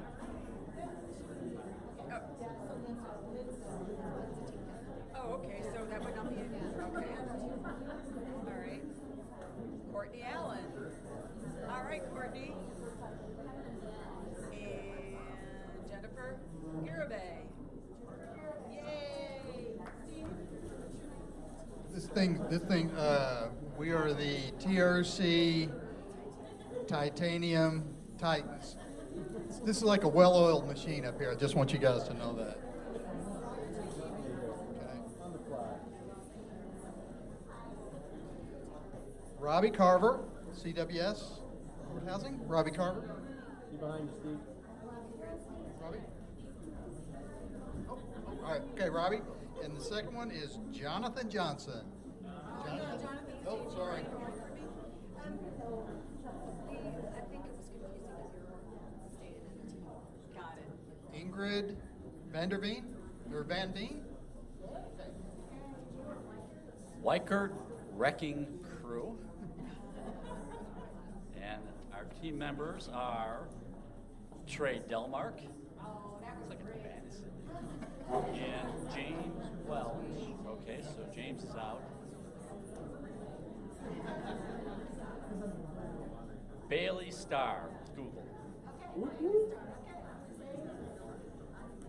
James Welch, Central Systems Crazy Crusaders. Who doesn't want to be? Jenny Garza. John Weicker. The record. Angela Gomez. You're on the winning team. And we are Murphy's Magnificent Maniacs. Okay. Blythe is on our team. And then we have Renee Selbert with Sinesta.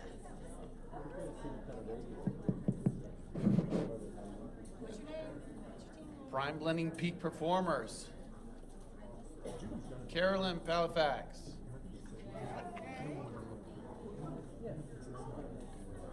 Mark Turpak.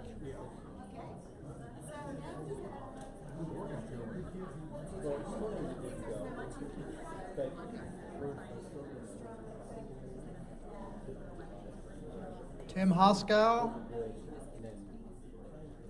He's going to join you. Oh, never mind. Pam Metzger. And Alex De La Garza. All right, with CWS, Tyler Burns and Barry with Avalon.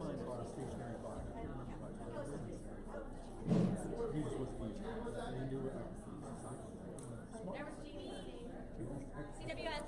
Kelly Guerin and me. She gripped him. I have Kara Butler and Taylor Williams. Yay! And with SMLs, Naughty and Nice, we have Eric Cronbush and Mark Raby. Come on down.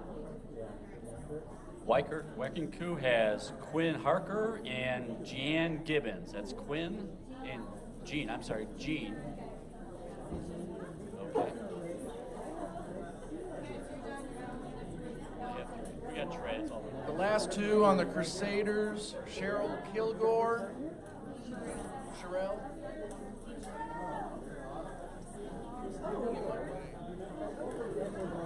Faye Feinstein.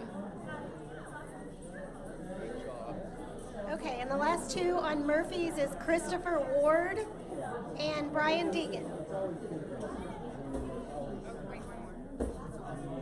Prime Blending Peak Performers, we have David Toledo and Andy Finkel. Did anybody not get on a team that's on the scavenger hunt? But you want to do it? Okay, we have a, who had three? Weichert, you're the Wrecking Crew. You're with Doug. Yeah, you're with the Weichert Wrecking Crew. Anybody else? Okay, you're at home base with me. Okay, so next you're going to get with your team and you're going to strategize because there's going to be about 70 opportunities for winning points. So we want everybody to start at 12:30, go out and do your, hang on 1 second, we're going to help you. Then a couple of things to remember, you have to stick together as a team. So you can't like send one team member to go do one thing for points, another team member to do other things. So you got to stick together as a team. The other thing I would suggest The other thing I would suggest is, okay, so I'm going to tell y'all. The other thing, the location, if you're going to do location things, do those first. So that closer to 12:30, you're back here, so we can all, sorry, 12:30 to 2, so that you're close by here to do location things first. Well, just, if you're going to do them, go out and do them first. Yes, hang on, I'm going to look okay. Okay. Then you're on, well, James is a competitor, so pick a team. I don't think it's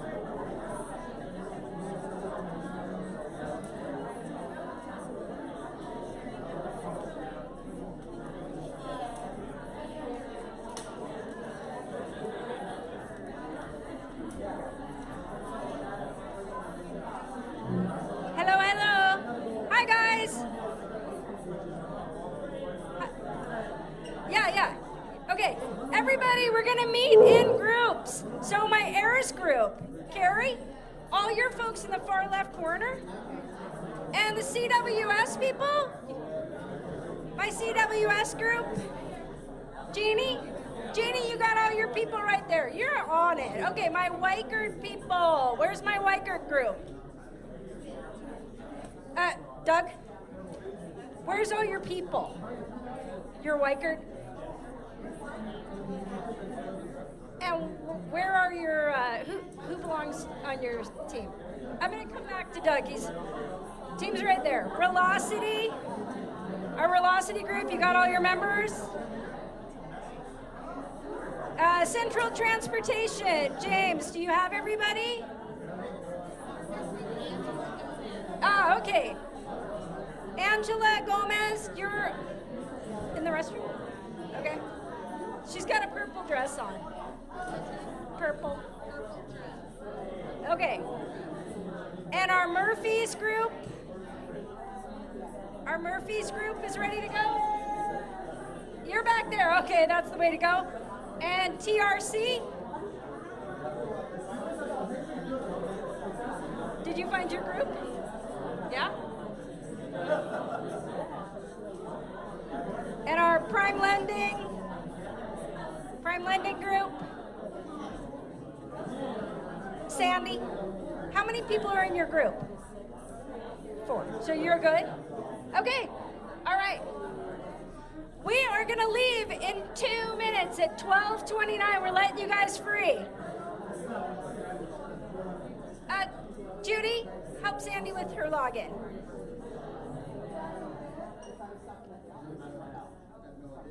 Okay. I love it. Oh man, I bling hats. I love it.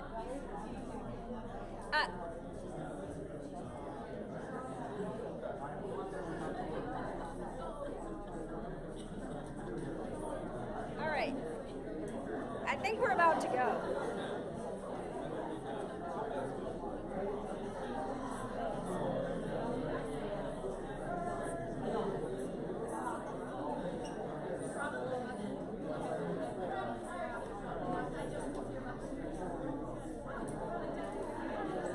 Oh my God, you guys have a...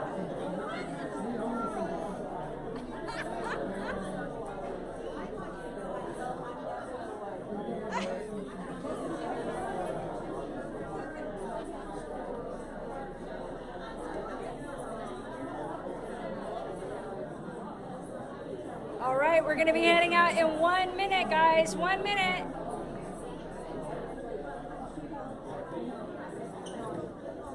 Angela? Yes, I'll be here the whole time. And everybody, you can leave things in the room. There will be Judy and myself here the whole time. So feel free to leave things.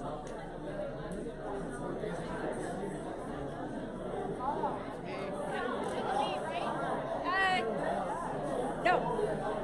Okay, all right. If you've got your team and you're ready to go, you guys can go. There goes the CWS team. The CWS team is in the lead, and there they go. Woo! Bye, guys.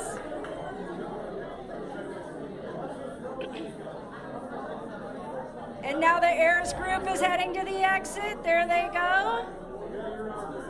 Bye, heirs group. The GTN group looks like they're making their exit.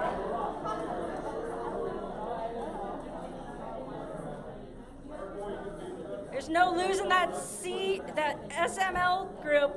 Look at those hats. Love that.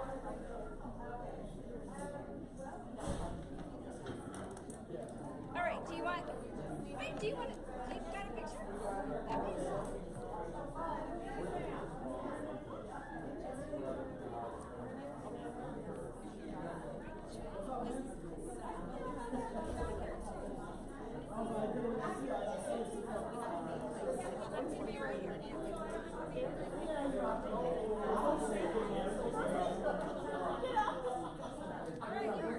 Yes.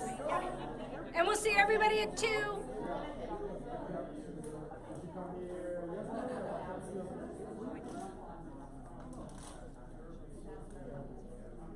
Yeah.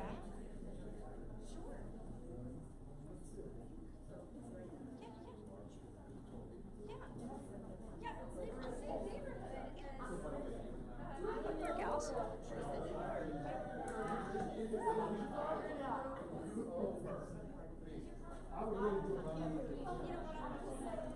sorry, I have a thing. Move it, you can just.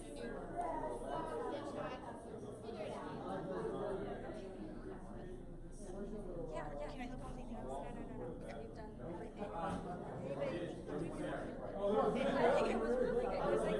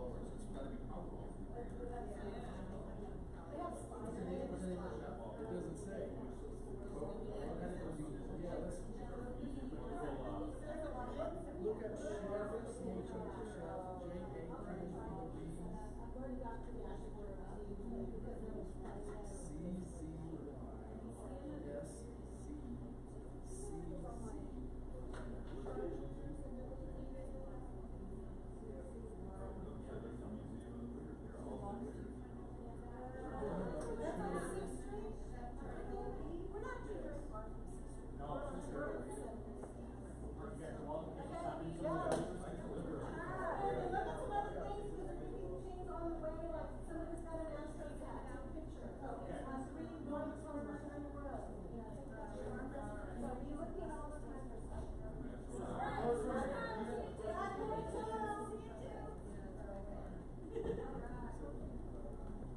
y'all are like more strategic. You know, smart. No, it's too far. That's First Street, and so that's gonna be tough. So if there's like a, I hope everybody has an Austin's. What's it saying? Well, it's a bar. Look for the chef. Yeah, I can't. That's what I would do. That's too far. I would just go. What's that restaurant? Yeah. I was in Seven Towns. It's 7 blocks. That's 6 blocks. So maybe, 7th Street is right out there. What are the other things demonstrating on a drug? No. Okay, that's down on Okay, well then maybe that is what. So why we gotta go 6 blocks and then come back.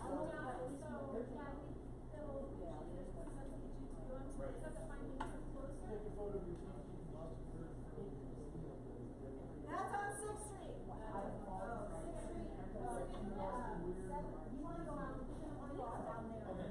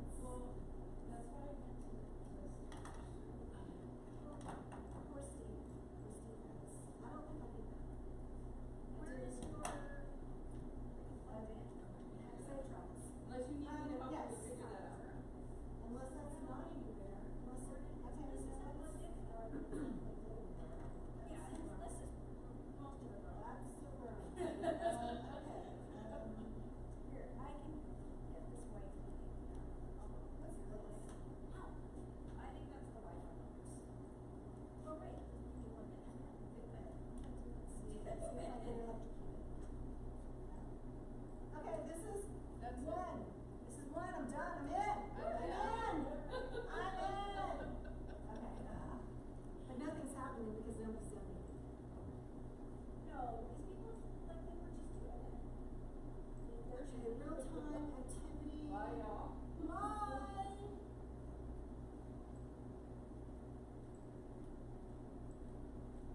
I asked Anna if she would bring a big trash can so we could. Yeah, I guess we need to. Well, you know what? Let me review it.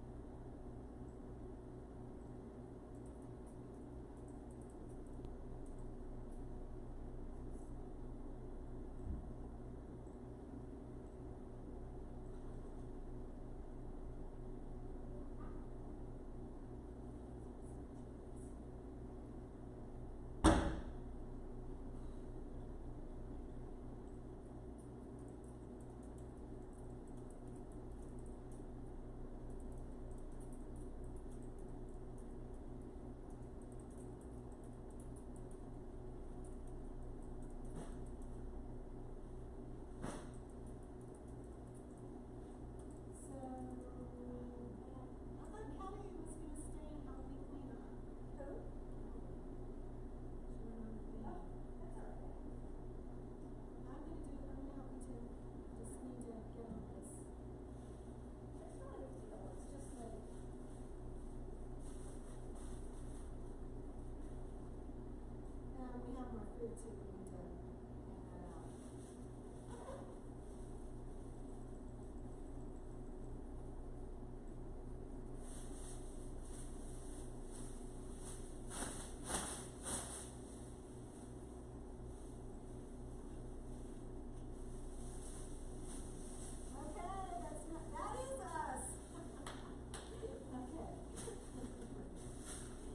Look at that. We're in.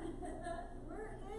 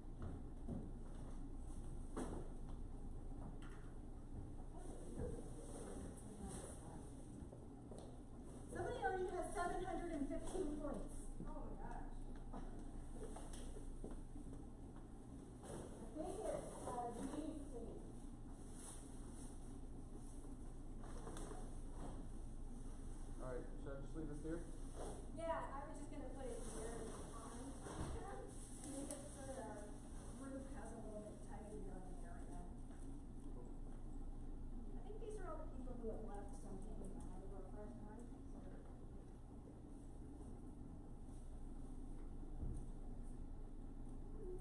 I love my cookies. I know we got lots of cookies too. Seriously. I left it in my box.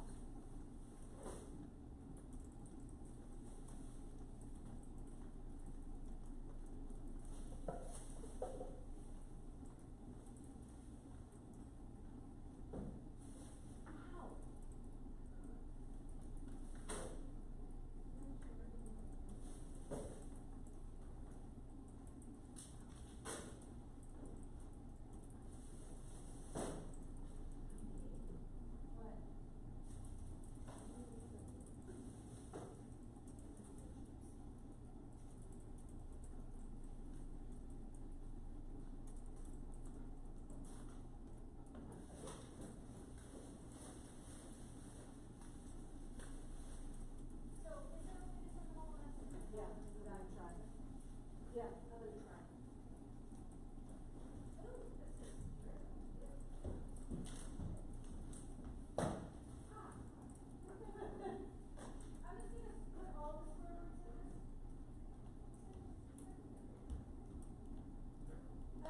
Maybe a drink was put in there. Don't judge me, but I've had like 2 of these mushrooms. I need another one. So that's the way it's gonna be. 2 of the what? 3 little cupcakes. Good. They have pumpkin spice and then they have a chocolate marmalade. I'm doing the chocolate marmalade. Roll good. And I got a hundred of the rest of the stuff.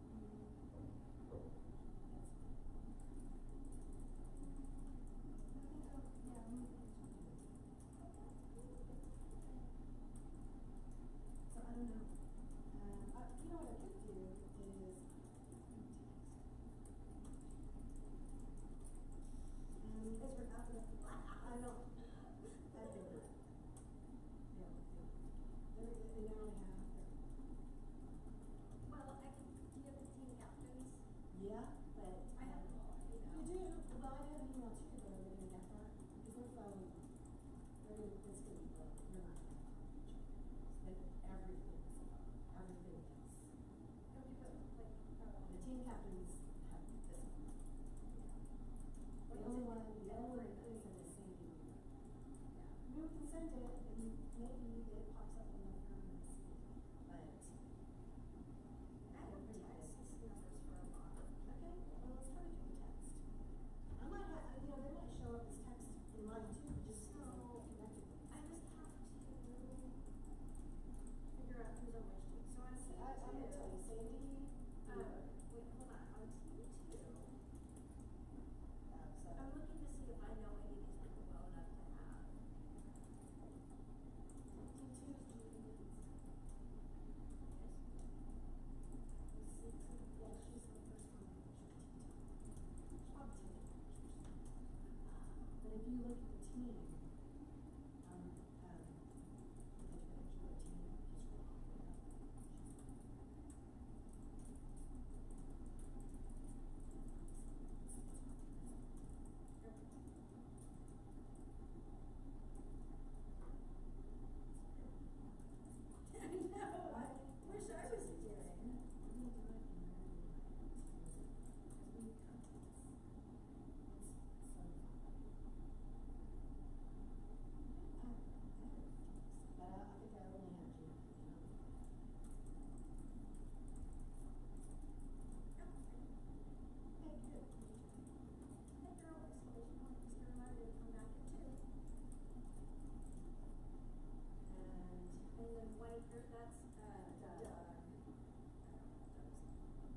Who else is on his?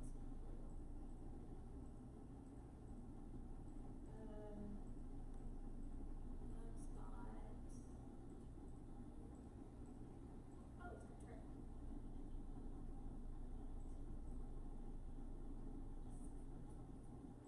I know people were saying, I'm shocked. When they hear exclamation point, just a reminder to come back at 2. There's Trey. Oh yeah, because I'm okay, right. So then, so I've got those 2. Yeah, so we're on this.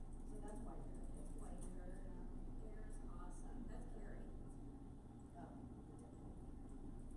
What do they do? Take a photo. Someone walking 2 dogs. Hi there, exclamation point. Just a reminder to come back at 2. Velocity, that's Jessica.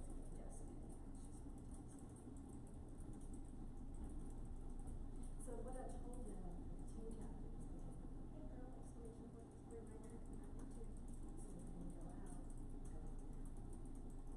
back and do the response. Okay. So how do they win prizes at this point? So whoever has the most attention. And basically for the challenge. So, and then Murphy's Lynn. Have her text. Do you have Lynn's?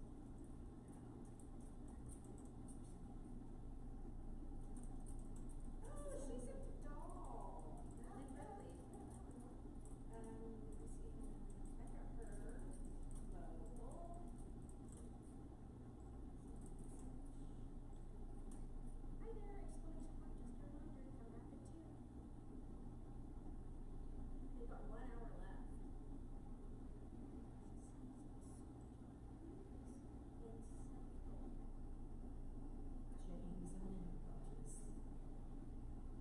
oh, he always has a million questions. So, it's got Angela.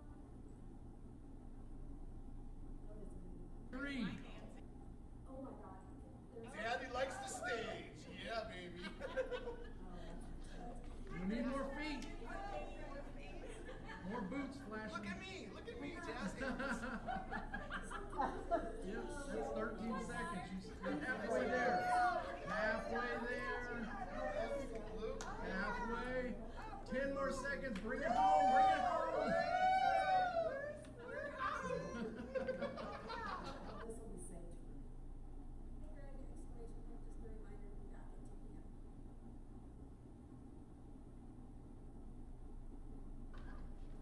p.m.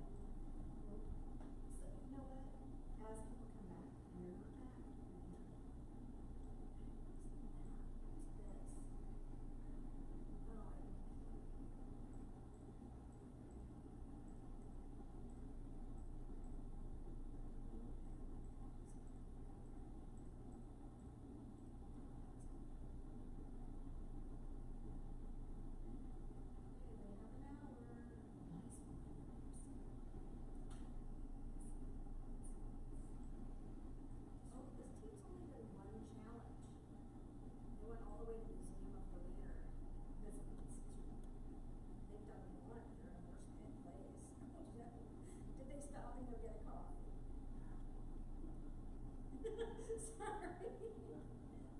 You're listening to the behind the scene crazy energy. There's one team that's done 31 and there's one that's done 1.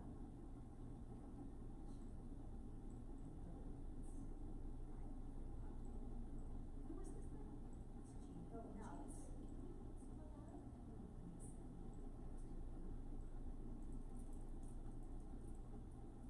Oh, okay. Do you want to do it? No. Yeah.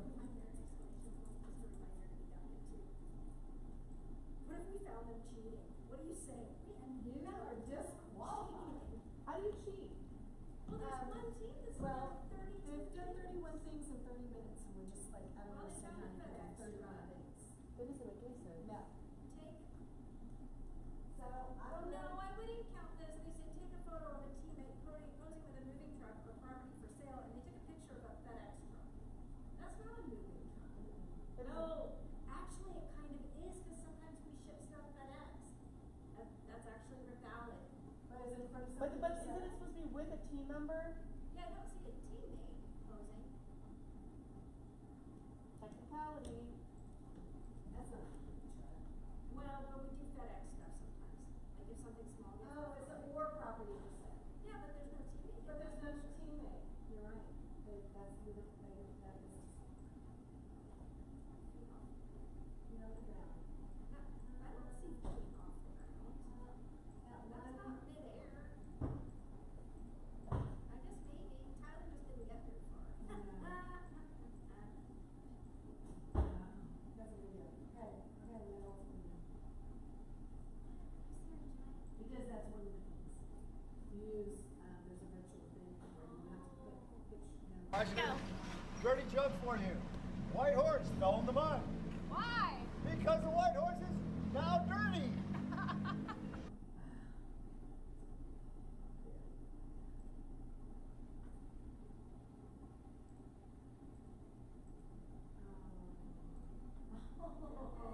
That's valid.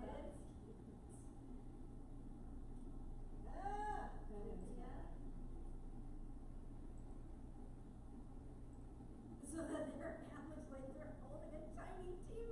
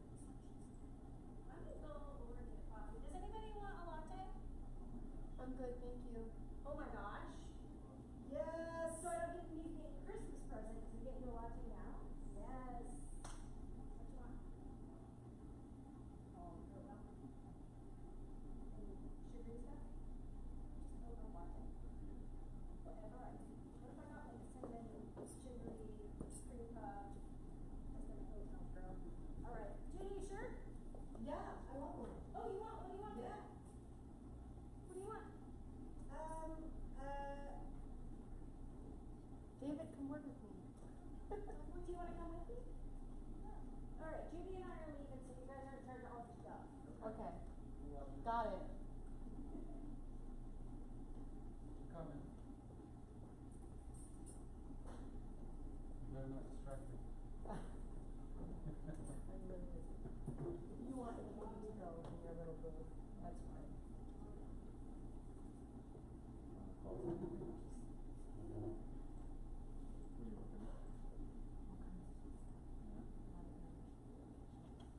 Oh wow, you're doing work.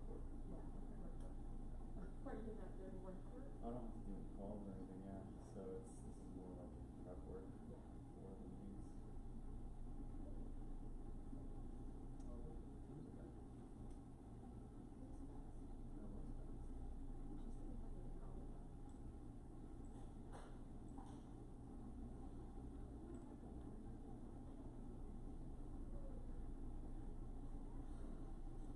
You guys back already? You guys are fast. Hot. Yeah. I'm like, screw this. We'll lose. Yeah. You're like, it's not worth it. It's not worth Wait, it. are you guys the team that only filled out one challenge? No. Oh, well, actually, maybe yes. He's taken a lot of pictures. He just needs to attach the pictures to the things, right? That's funny. Yeah. How are you? Good, how are you? Good. You guys gave up already. No, we didn't. We are finishing now. We did like 12 or fast. Maybe 12 out of the meeting. Yeah, I saw that you. Like nobody could do them all. Yeah. Yeah. Now it's flowing. Yeah. It's been about a year and a half. No way. I think so. Yeah. No, a year and 3 months. Yeah, we're back. Is it done? Yeah, how's everything going? Yeah, right? Yeah. Same old, same old. And then we go to the restaurant, to Brian, we are a real man. He's a good guy. Wow, like a cartoon. Keep it moving, keep it moving. I work, so in so much, almost 80% of my and then I do a lot of people. Actually, 2 months. This is.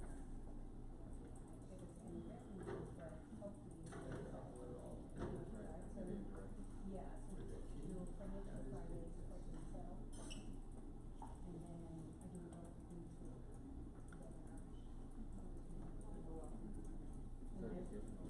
yeah, and I really, really like this, you know, I'm just have a lot of connection out of this. All right, we can upload all of our stuff, and we get so someone else did that. FedEx movie. And I had to be there tomorrow. You know, when they did it, and let me know, and like, my mom had called me earlier, like, so, usually where I was at Old Ethan's, and then I would go to Portland or Seattle, because they're, yeah. Tell him I said hello. I will, yeah. Sure, I'll see him at ERC. We will be there, yeah, we will definitely be there. I think I need to be. Is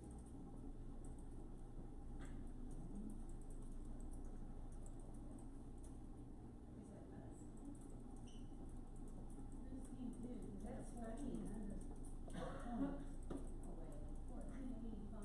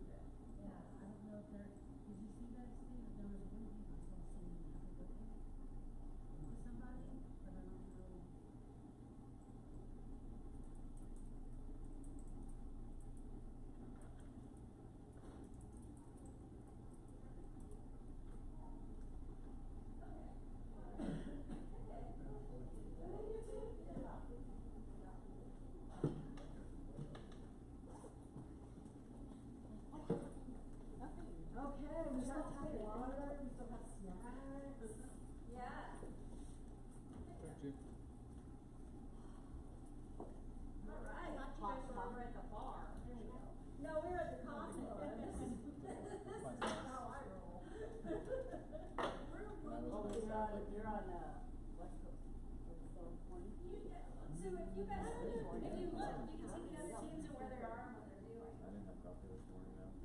So, Got used to it. I bought a,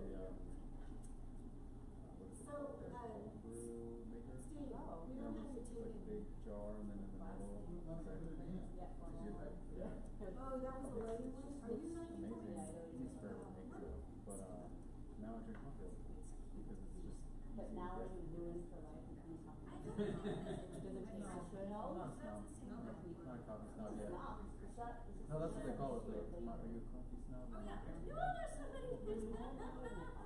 I mean, I still. They were, and it's every teacher. I mean, I definitely. Well, of course you look the gas station. That's been sitting in that pot. Oh my God. Don't get me wrong. Like a Blue Bottle, I know the good brands like Blue Bottle Coffee and Toast and all those, but I have to drink. I drink coffee mostly just for energy. So, energy. I found out. Oh, you about coffee in the US, but we're the only country that doesn't have this together for all other countries.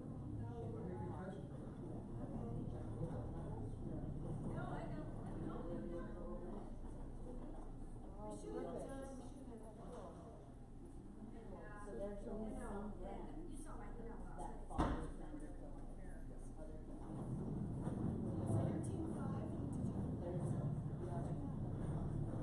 it's fine. But I was like, that's awful. I mean, all the jeans I buy, they're all clothes now. But I get them grinded at the local coffee shop, and they're all from like different countries. But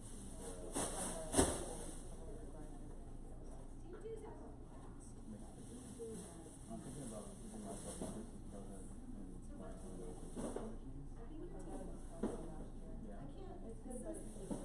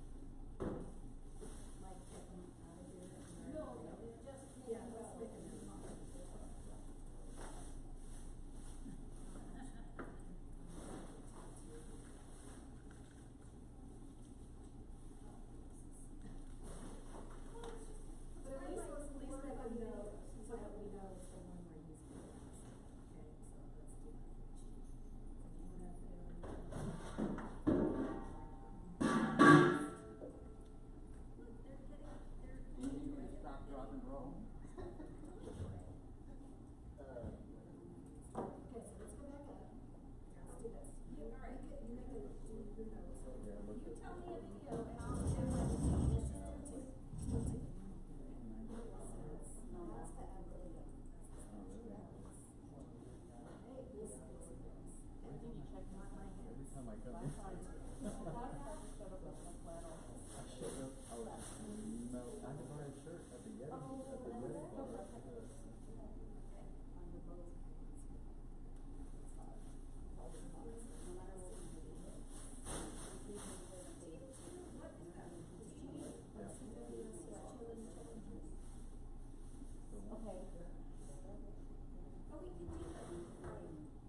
Third place and show a video, second place and show a video, and first place and the winners.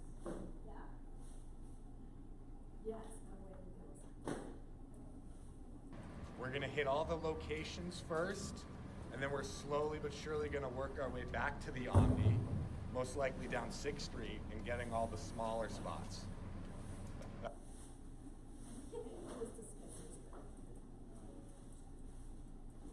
If they all knew you were just making fun of everyone? No, yeah, so that's Ballerina, Smurfy.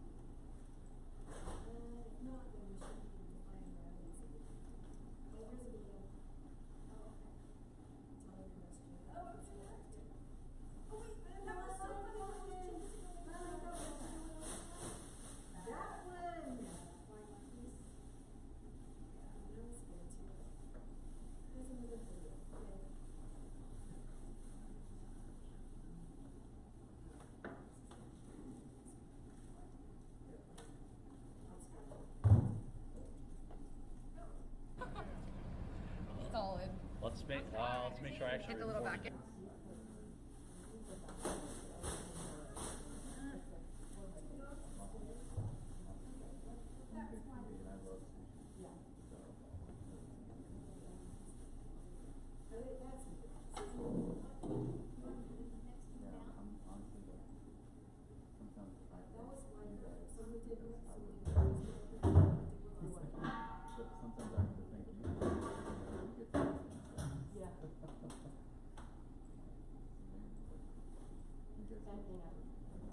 It works out.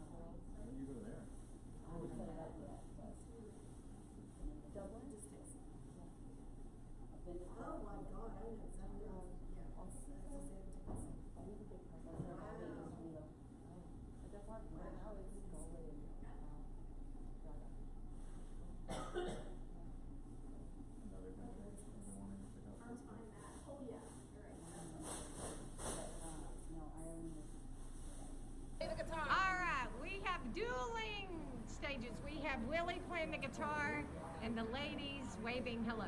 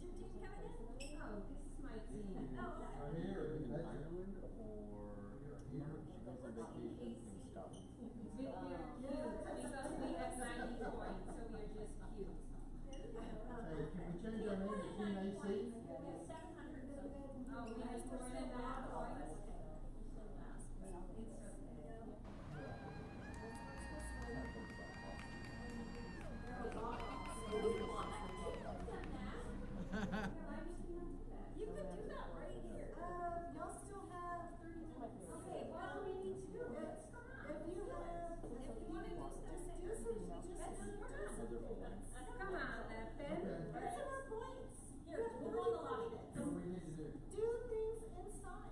Yeah, I will roll off, whatever. You're gonna stop, drop, and roll? I don't know what it is, but I will do it. We're not gonna do that. So you don't want to do that?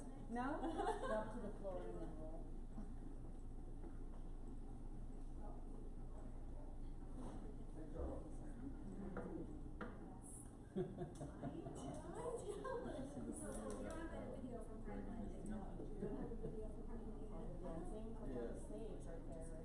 Eileen, can you play the Greg team video where they're dancing?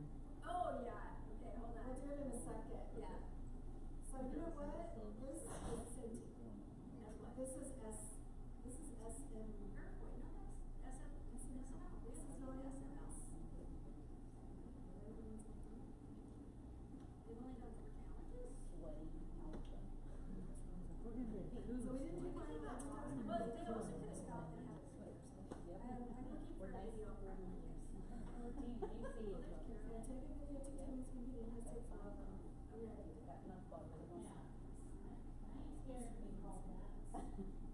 That's pretty fun. That is cute. Okay, let's hang there, hang the tail. Amazing. It's a life. Is that the one that you write and then it like comes in with text? Yeah, it'll convert all of this into text. You know, there'll be Stop, drop, and roll. What do you create? Stop, drop, roll. Stop, drop, and roll in front of Firehouse Hostel.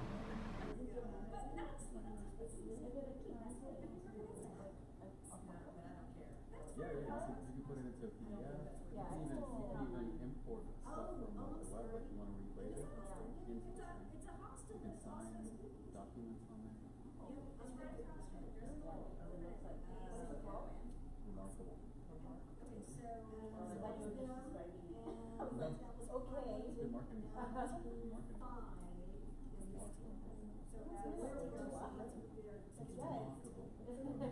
Remarkable topic.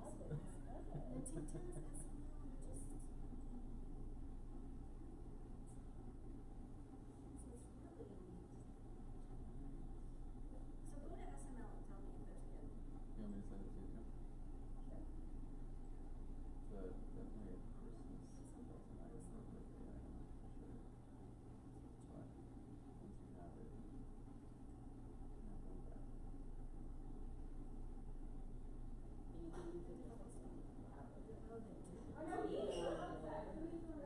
going back.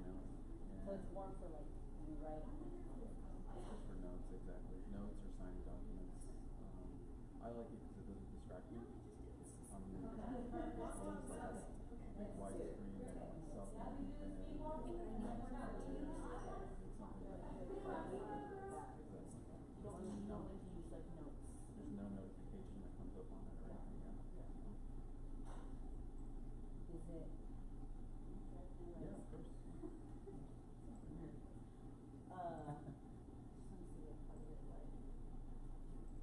Pretty papery feeling, to be honest. Oh, here comes Carolyn too. Yeah. Listen to us as we sit here in the nice coffee. They need to do some more.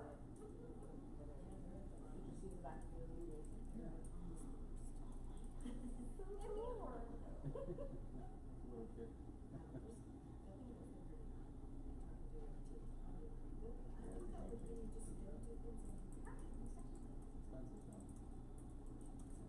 Because there are probably other like high school quiz to all of the answers to all the trivia, all of those things. Good handwriting? So I still need to get it.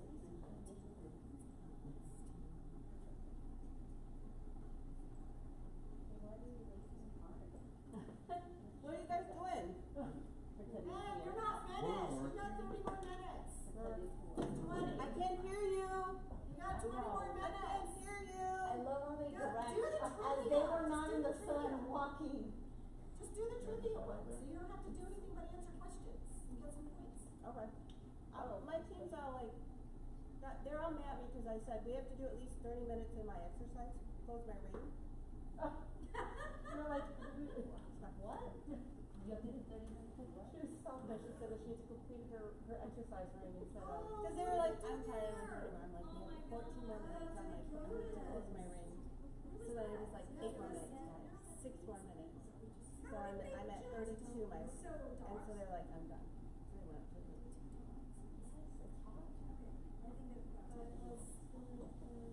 Got all the competitive I'm at 33 minutes, see? Anybody want to? Oh, that's cute. I'm okay, thank you. It says, take a photo of your team during what the sign says. Did not touch. I'm sorry, we were having meetings, my ladies' name is borrowed in, we were trying to work. All right, and somebody walking one dog. Look at that. Barking at a perfect time. All right, so we got something. Where's Jonathan? Is Jonathan your team? Yes, he sort of, they all like, Not hot? they all bailed. Okay. What, did they go to the bar? No,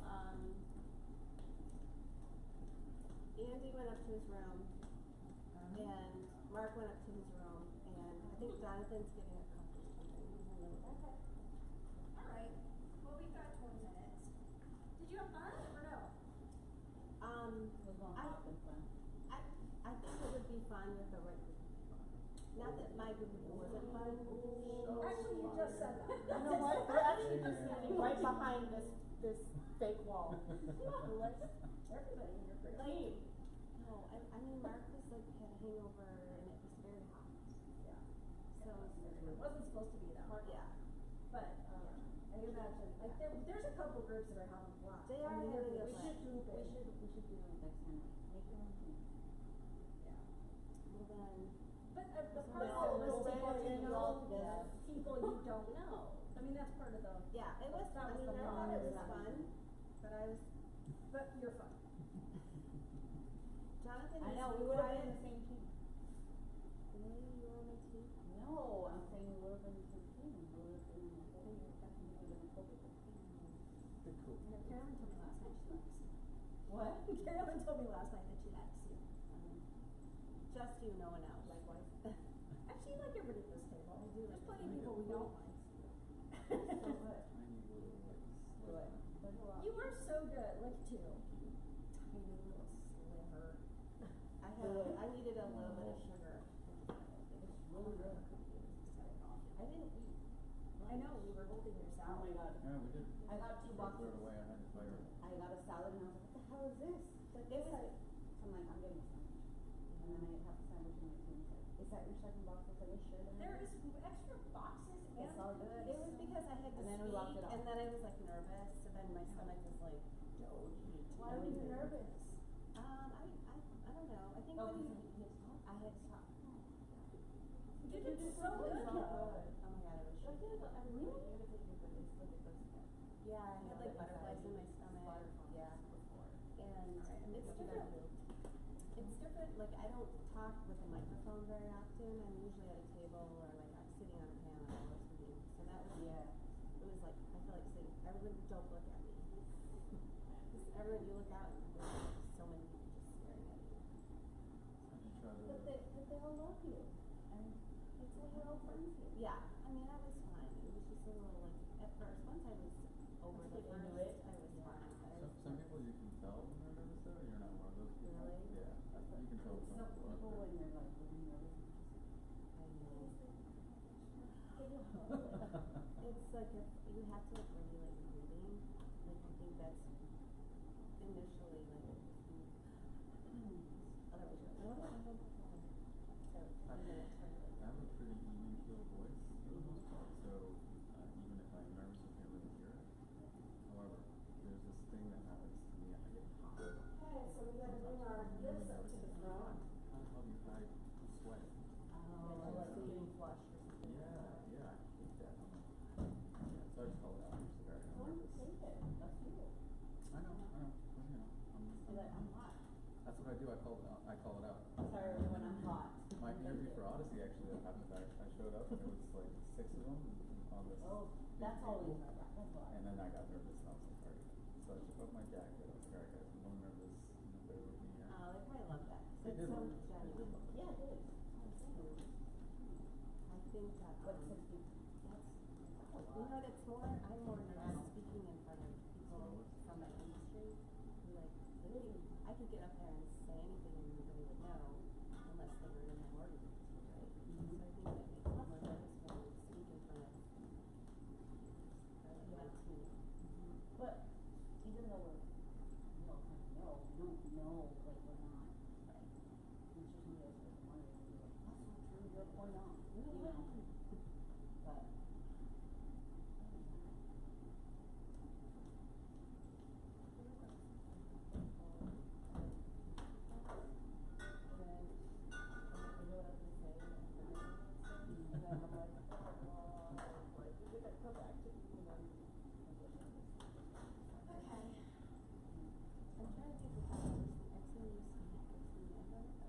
You were on the panel, like the first ARC that ever attended, and it's because You were back? like fell through. We're back. And they put like this like It's all set up, I think. panel together, and I remember that. Time is it? Really for like 2 years. That was at the golf, at golf. It's hot. Yeah. I know, everybody said it was hot. Now, if your team is still intact, you can do some more things inside. That's what Okay. our team did. Okay. They came back really early. Okay. But they actually found quite a few things to do. Okay. If you're still up for it. I am. I'm a winner. You got 15 minutes. Okay, at least do all the trivia questions. What's that? At least do all the trivia questions, because all you do is answer That's right. We'll do that right now. just don't do location. Okay. Because that's tough. She was still in the lead. They've done 50 challenges. I think it's nice because I had to do it a lot. I don't even know, it's team 2, they're in disguise, it's Jeannie. Every council meeting is one of the just such a big top dog now. Yeah. So what is it, 6.6 right now? 6.66. Are they still running in private?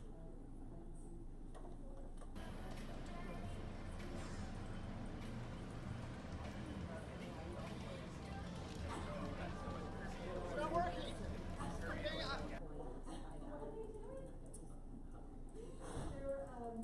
experience. But in the sense, well, you would like. Do you want your salad, Carolyn? Corporate. No, thanks. Okay, I'm gonna toss them. Oh, okay. So the. Oh, God. How long is it supposed to be? I gotta make sure that I see. Nothing indicates that. We do experience and we get everyone $5,000 right off the bat who come through, you know, so they can buy down there, they can use that to buy down their rate, or they can use it. Yeah, so we're doing that to try to help. I think we already had, oh no, we had the water, drinking the water for team 2, that has to stay. That was where he was the arms, that was too much.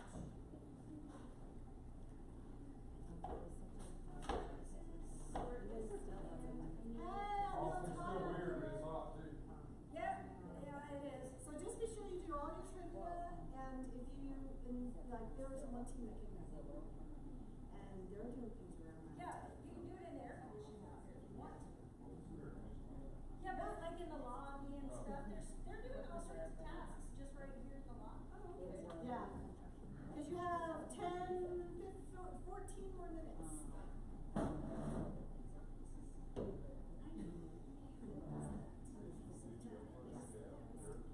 So are we done cleaning up? Yeah, I cleaned up Nothing to do? We went bar hopping instead, we just blew it off. You went bar hopping? Do you want more food? Kinda. We did a Yeah, few. I think there's gonna be. Yeah, we did, we went to the Builder's Place, decided that it was the time. museum and Bruce Chris. Everything's on here.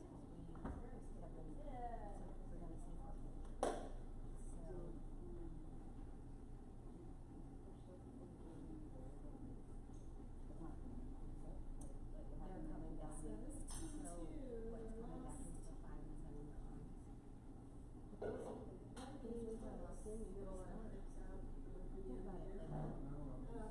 Mortgage rates are gonna go up there eventually. So if you lock yourself in a store at 5 or 7, that won't change.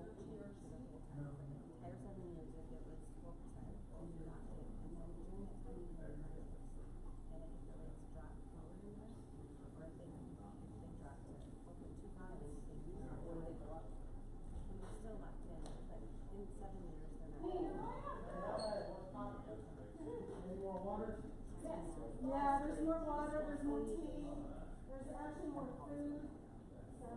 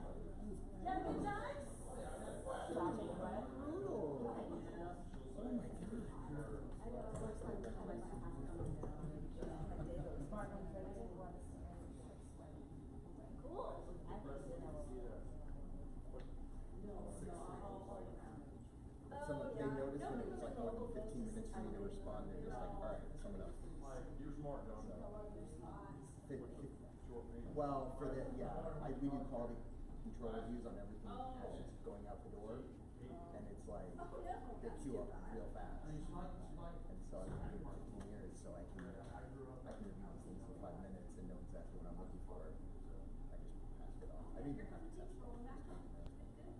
What was the restaurant rep you gave me last time? Just okay. And you live in Dallas, right? My friend told me about it. He says, more Mexican than Tex-Mex. Okay. And then he said Justine. He just said you couldn't see Justine. Justine. It's Justine.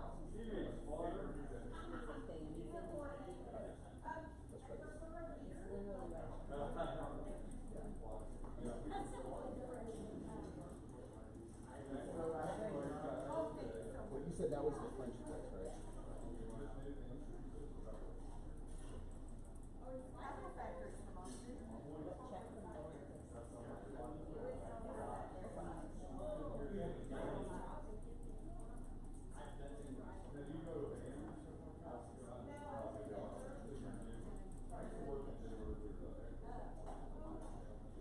We have to move on.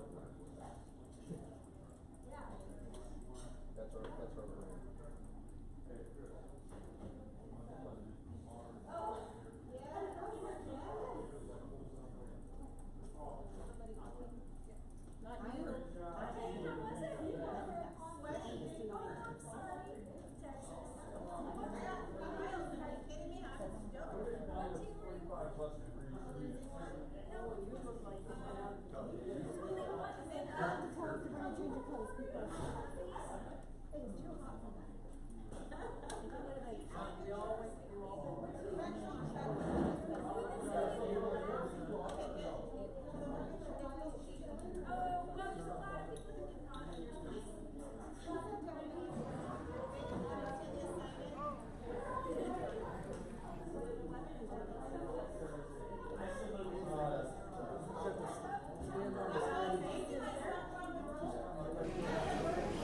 At Murphy's Corporate Housing, our workplace is awesome because of the people that work there. Pinterest is awesome because of our remote workforce and work wherever you want. NEI Global, service exceeding expectations. What a great way to live.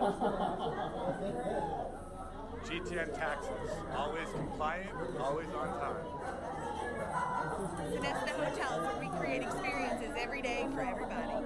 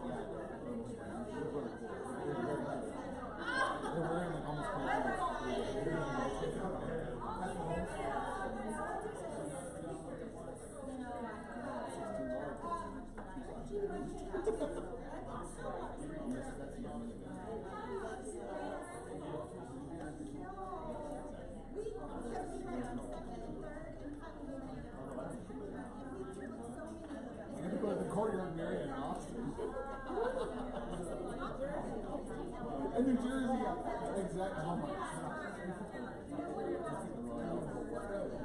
You know, I heard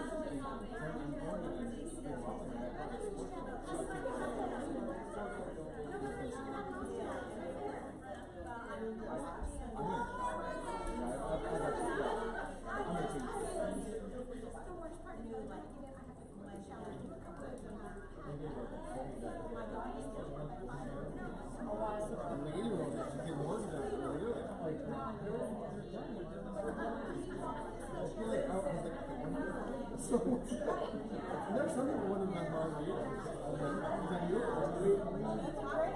I would have done that. We should have done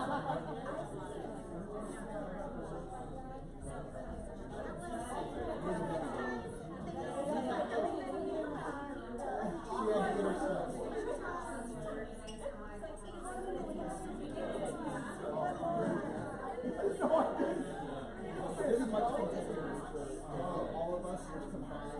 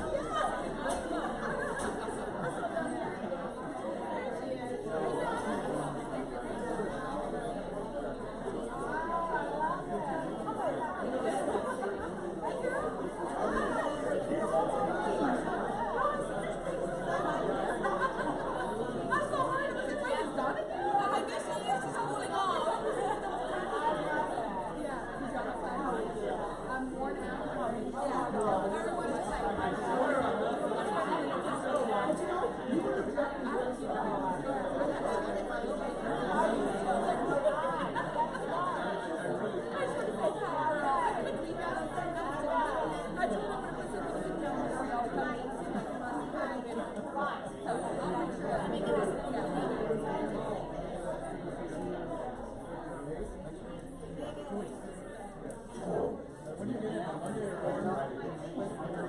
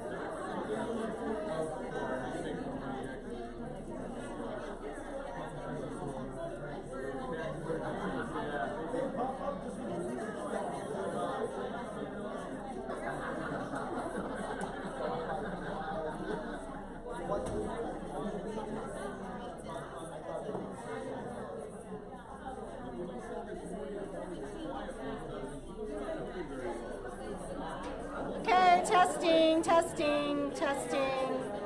And we're over! So those of you that were here by 2, your scores count. 2 o'clock was the deadline.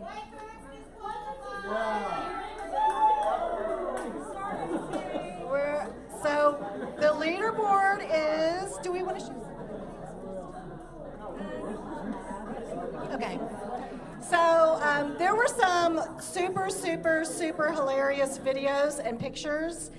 After this is over, we're actually going to get to show some, or we can just show some as we're closing up. But we are getting the link to it, and we'll put it together, and everybody will get to see what else did. So anyway, it's fun. It's fun.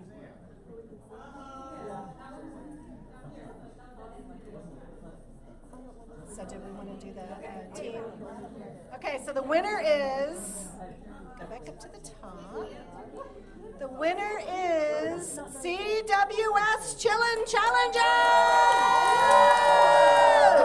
Come on up. Come on up. And you, the winning team members, get a choice of either liquor or a $25 Amazon gift card. And we chose things that were just in Texas.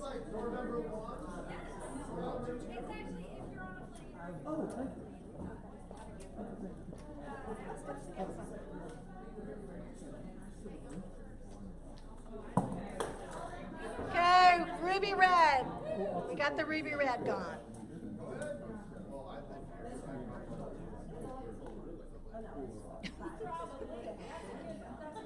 Tyler, because Tyler lives here, he's going to do the liquor. And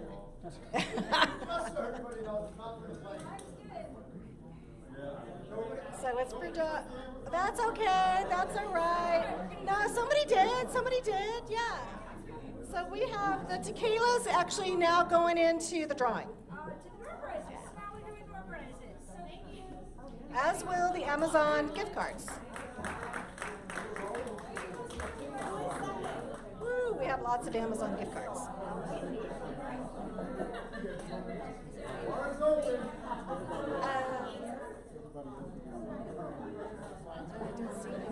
Okay, Kelly with Sterling, Kelly. Okay, I don't know. A gift card. Yeah, Steve, where's Steve? Can we borrow you, darling? Would you be so kind as to hand out the gifts. All right, so $25 gift card. Jennifer Garibay.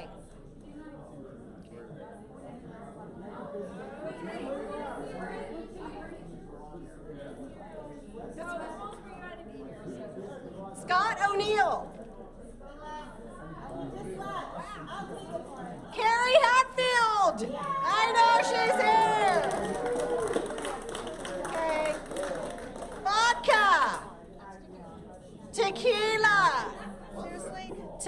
Tequila. Courtney Allen with Deloitte.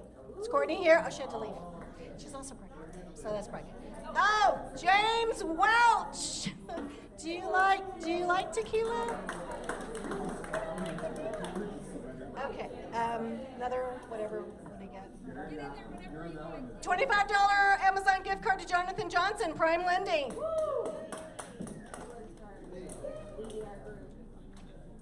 And another one to Eric Kronbusch with Ace Relocation. And another one to Greg Dummer with Envoy Global.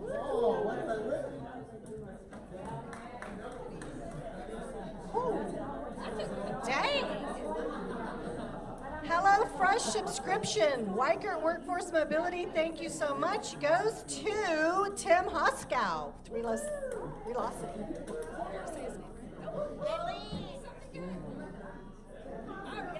Visa gift card from Ace Relocation. Thank you, Ace. You just grab whatever. And it's going to go to Charles Wilchansky. I don't know. It's niche. Oh, it's two different things in there. They're two gifts and it's a 3-in-1 charger. This is from Robin Morris, I think. Robin Morris. With Phil Browning, okay. Robin Morris. And what's the other thing? Oh, Judy, you get the other charger. Yay! Thank you. All right. What else we got left? Wow, we got a lot of stuff. Yeah, we got more stuff. I think everyone's going to get something. Rubber bands, okay. So exciting. And something came out of it. Mark Raby, Top Golf. $25 Top Golf, Mark Raby. Did Mark leave? What did he do? Okay, somebody else. Lynn with Murphy's.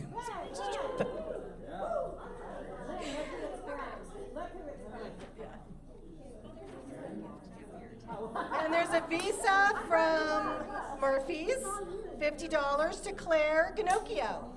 Did I say that right? Claire with Indeed. She here? Claire. What are you going to do with the rest? We have another $25 gift card from Amazon. This is ARC. Jessica Brainerd, Velocity. Jessica.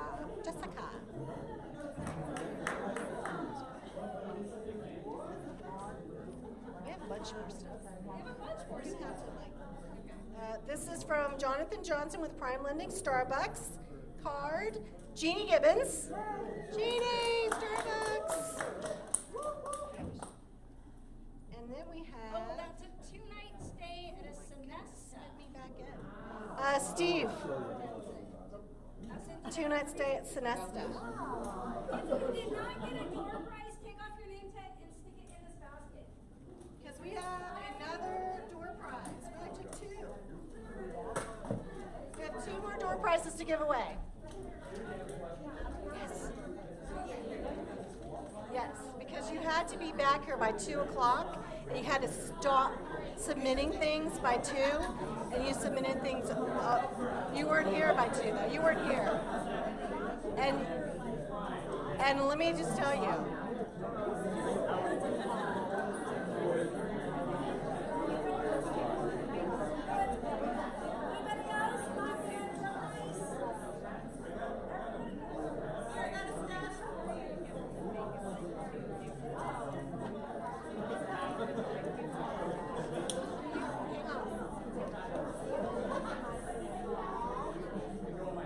Yeah, I have another one too.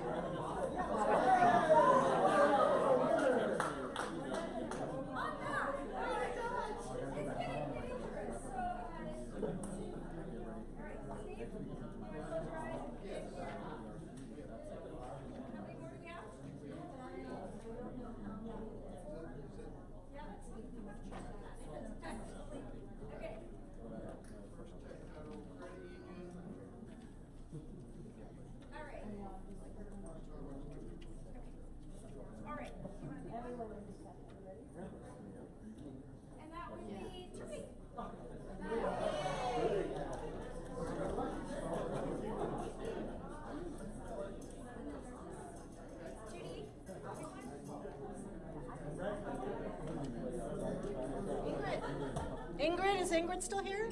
Ingrid.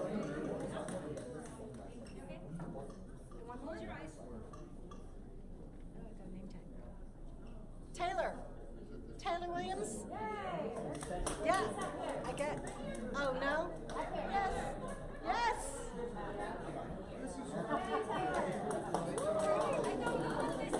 It's very heavy. What is it?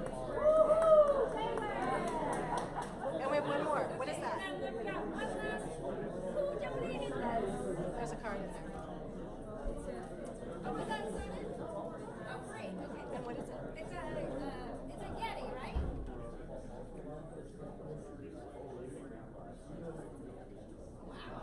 Mark! Mark Turpak. Mark.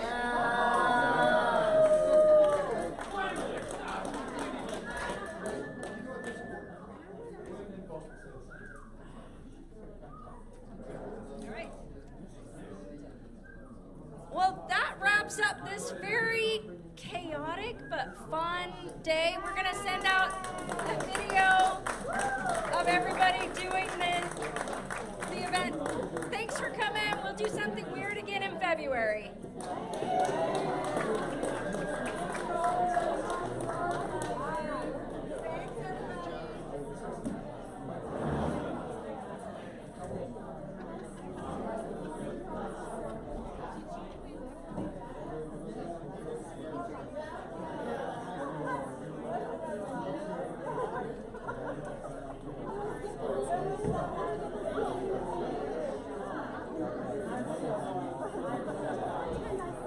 I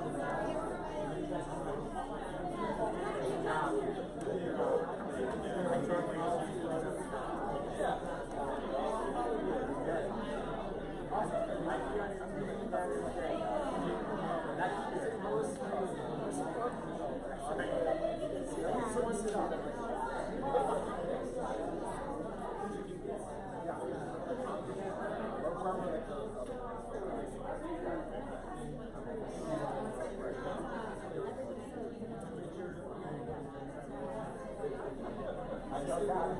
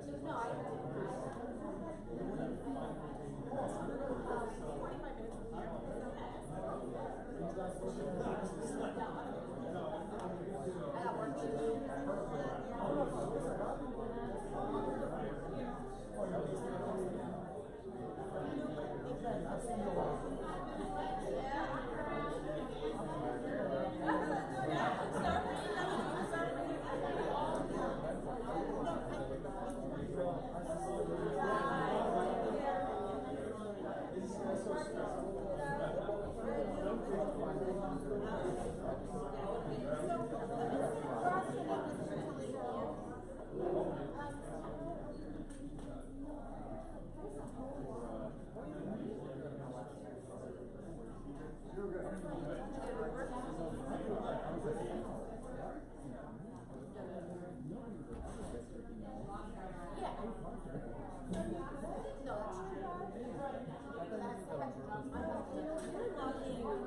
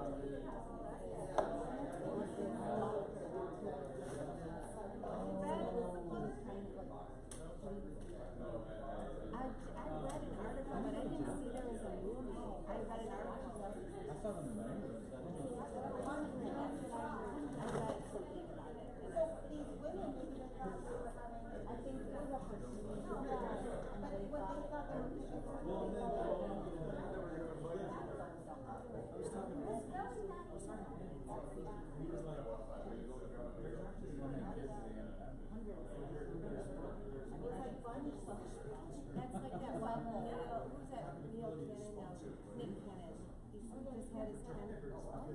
He wants to make Father's Day.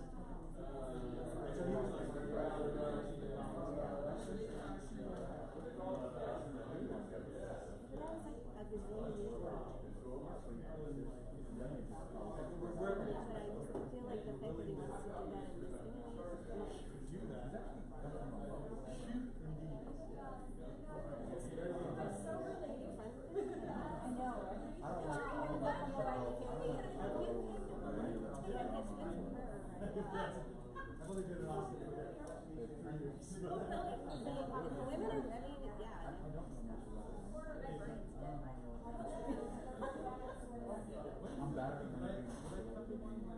Like I was trying to go to a movie earlier. I couldn't remember the name of it. Where were we? Do you remember? I've been seeing all these. Oh, do you want your ready to go? Whenever you're ready. Okay. I'm not ready. Get as much juice as I'm doing. I'm not, my next thing is 5. It would have been easier.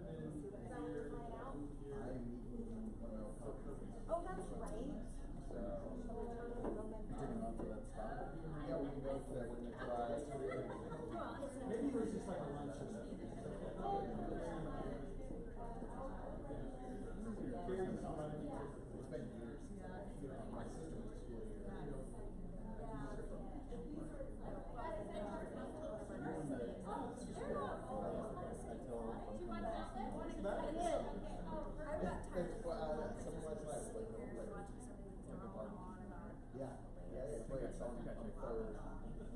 Okay, we'll do like.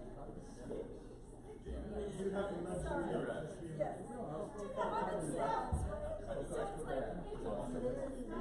That is like my nightmare. You have not tonight. No. What are you doing? No plans. I'm sorry. Something fun, 6th Street, I suppose. I got it. Maybe it was like the, Do you not want to do that? Okay. Are you saying another night? I'm staying another day. Okay, So where you were at once I get the back. San Jack Saloon? Is that 36? Like last night? Is that 36 or 96? That's dirty? Okay, it was a little on the vibe. Yes, but it was, well, the whole thing was livable because it was Tuesday. And then someone was pitching me last night on the West Side Honky Tonks or something like that. Are those, you wouldn't recommend them? Honky Tonk joints that are kind of like 6th Street, but it's a little road places to see Western music. Okay. Welcome to come out if you'd like to do more hosting around in Austin. Tuesday night and Wednesday night. Yeah, or like into the weekend. Also works well. Well, we won. We got 12 weeks. Why? So like actually. That's some good time. Yeah. At 2 o'clock, so thank you guys. But then you come late after. So here's I'm a little more politically here's what correct. happened. I don't know how it works with the timing thing. But our last update was like 1:57. We were The only 2 sponsors of the San Antonio. No. You're two though are at the bar because the directions are be present. Teams are at the bar. Not you, your team. You were, but your team was. So you Everyone from Tesla participating? What? And you got I still you get a drink. They were shipping here. So see, you are a winner. No, I have a lot of people who have been asking me for referrals. That would be a good one, I think. I'm not 100% sure what it would be like when we work there, but it'd be an interesting company. Because of things that he does. Really? That's quite a coincidence. Does he make a splash in Austin on his birthday? Or? Yeah, I respect that. He's definitely a divisive personality. I personally personally just think rockets are cool, so I kind of pay attention to things that SpaceX is doing, not necessarily Elon Musk, but SpaceX. I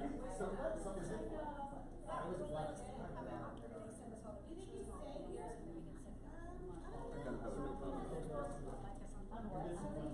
on him personally. Yeah, there's things that I think are admirable, and there's a lot that I think is, the world doesn't need, so much Elon in the news. He's almost like, in some respects, like a species of a Trump kind of perspective, but a different angle of a Trump. Anything between like 7 feet, yeah, all the way like down. just a little bit too consistent and always in the news and just whatever doing something. But ever since I saw the CEO of SpaceX actually, a woman named Gwen, right? Gwen Shotwell, something like that.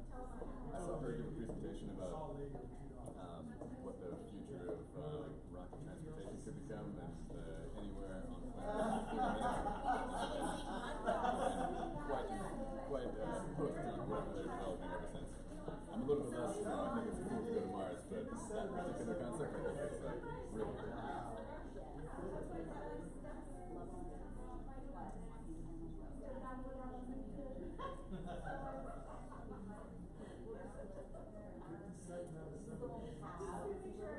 Decent idea. Yeah, decent idea.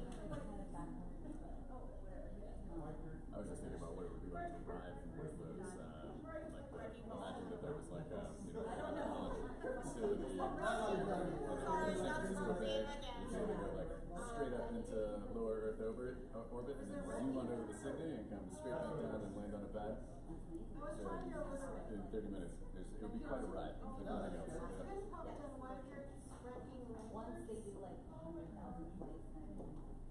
100%. Yeah, 100%. And maybe you would. Early adopters are brave and maybe don't have much to live for type of individuals. Agreed. I would not be I was curious if it even happened some reasonable period of time from now. It's like maybe it's like 50-ish years, or what could happen there? I have no sense of direction. If I didn't have Google Maps, I'd be stuck in Seattle.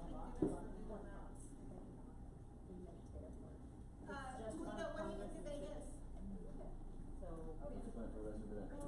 I'm meeting up with a college roommate around 5 or so. We're going to go back to where we were last night. Yes. I left fairly early last night. Yeah, I probably got there 2 hours after we started. My flight landed at 6:30. Yeah, so I did. Yeah, I think I left early. I came back down here. It was about like all these people who I found out, like car accidents, I've worked in 5 years.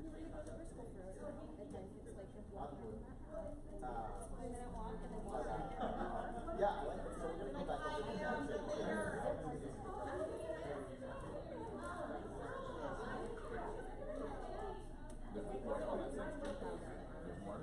Oh yeah.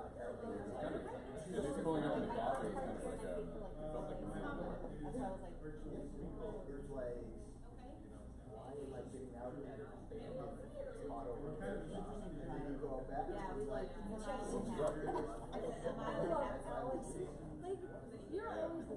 Cabs were arriving as I was leaving as well. Well, we were talking about it. Cool, really cool flight. Yeah, and then we forgot we had cars.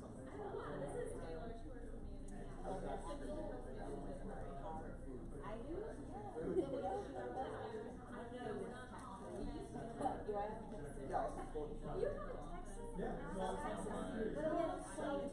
No, but each time, each of the 2 previous times have been just something new. Last time was the first time I'd seen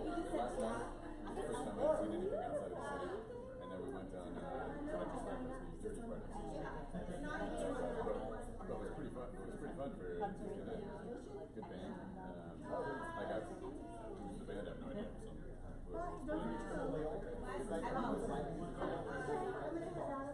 French bar was like music right now.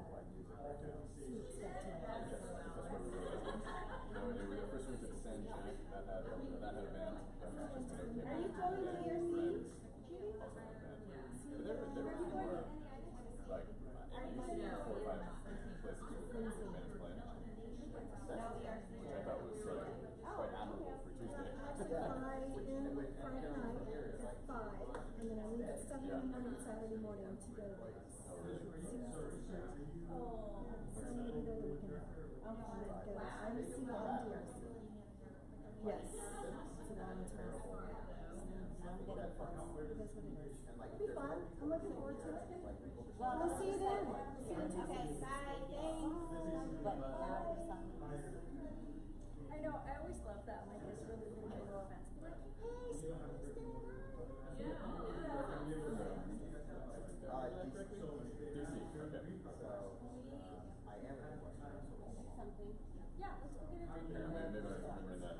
You keep shooting out to the West Coast. Yeah. Is that no, oh my God, thank God. They kind of hurt my Sorry. I'll be there. These are soft. It's more like the toe before the toe. You know how you have to like get down to the I love it.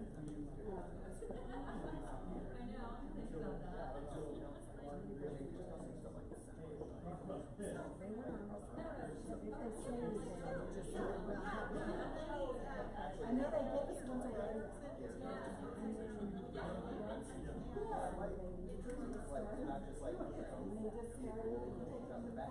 You know, like it's grown like I haven't said I have like I spend all day doing stuff like thank you. How great to hear. Awesome.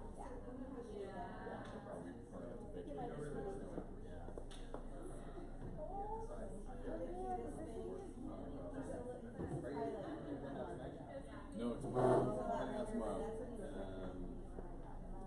I was thinking of just camp on the coffee shop and work a little bit.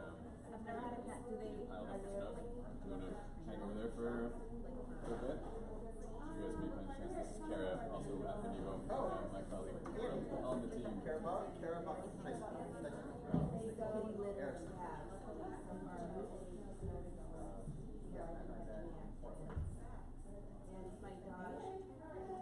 are you local or?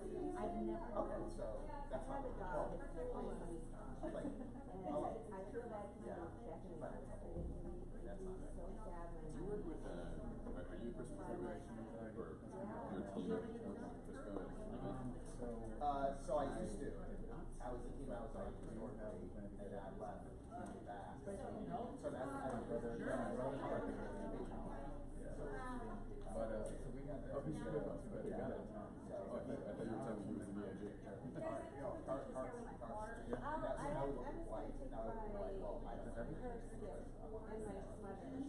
got my backpack. Oh, okay. Yeah, I have stuff too. Very good. I saw him on Monday. Where are you? Going to Vegas only to go to your guys' event. Really? Yeah. Do you have parts of the He's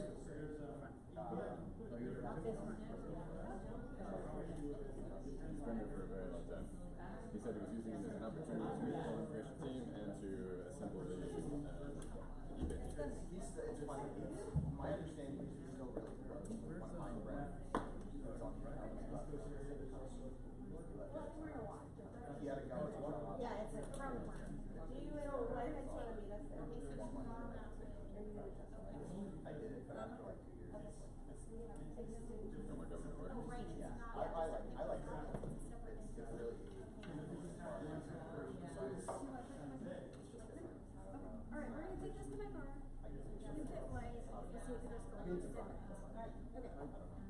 See you guys. See everybody. You taking off? Yep. Yeah. Are you leaving Austin? Or are you staying here tonight? Right.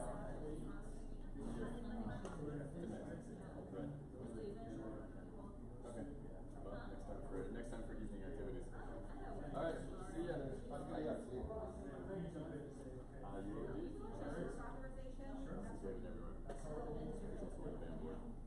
Oh yeah.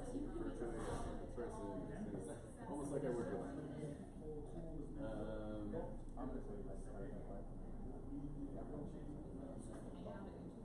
Okay, well then we'll be sitting over there. Yeah, you too.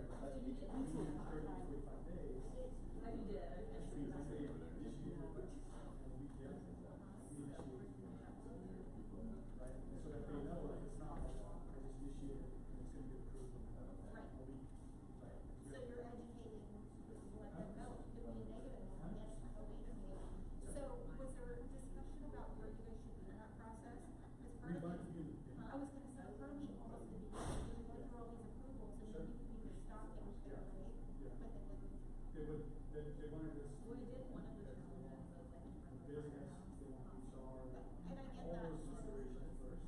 So we're like, okay, but you understand that we can say no, so we'll say no. If you want to pay them the right prevailing wage,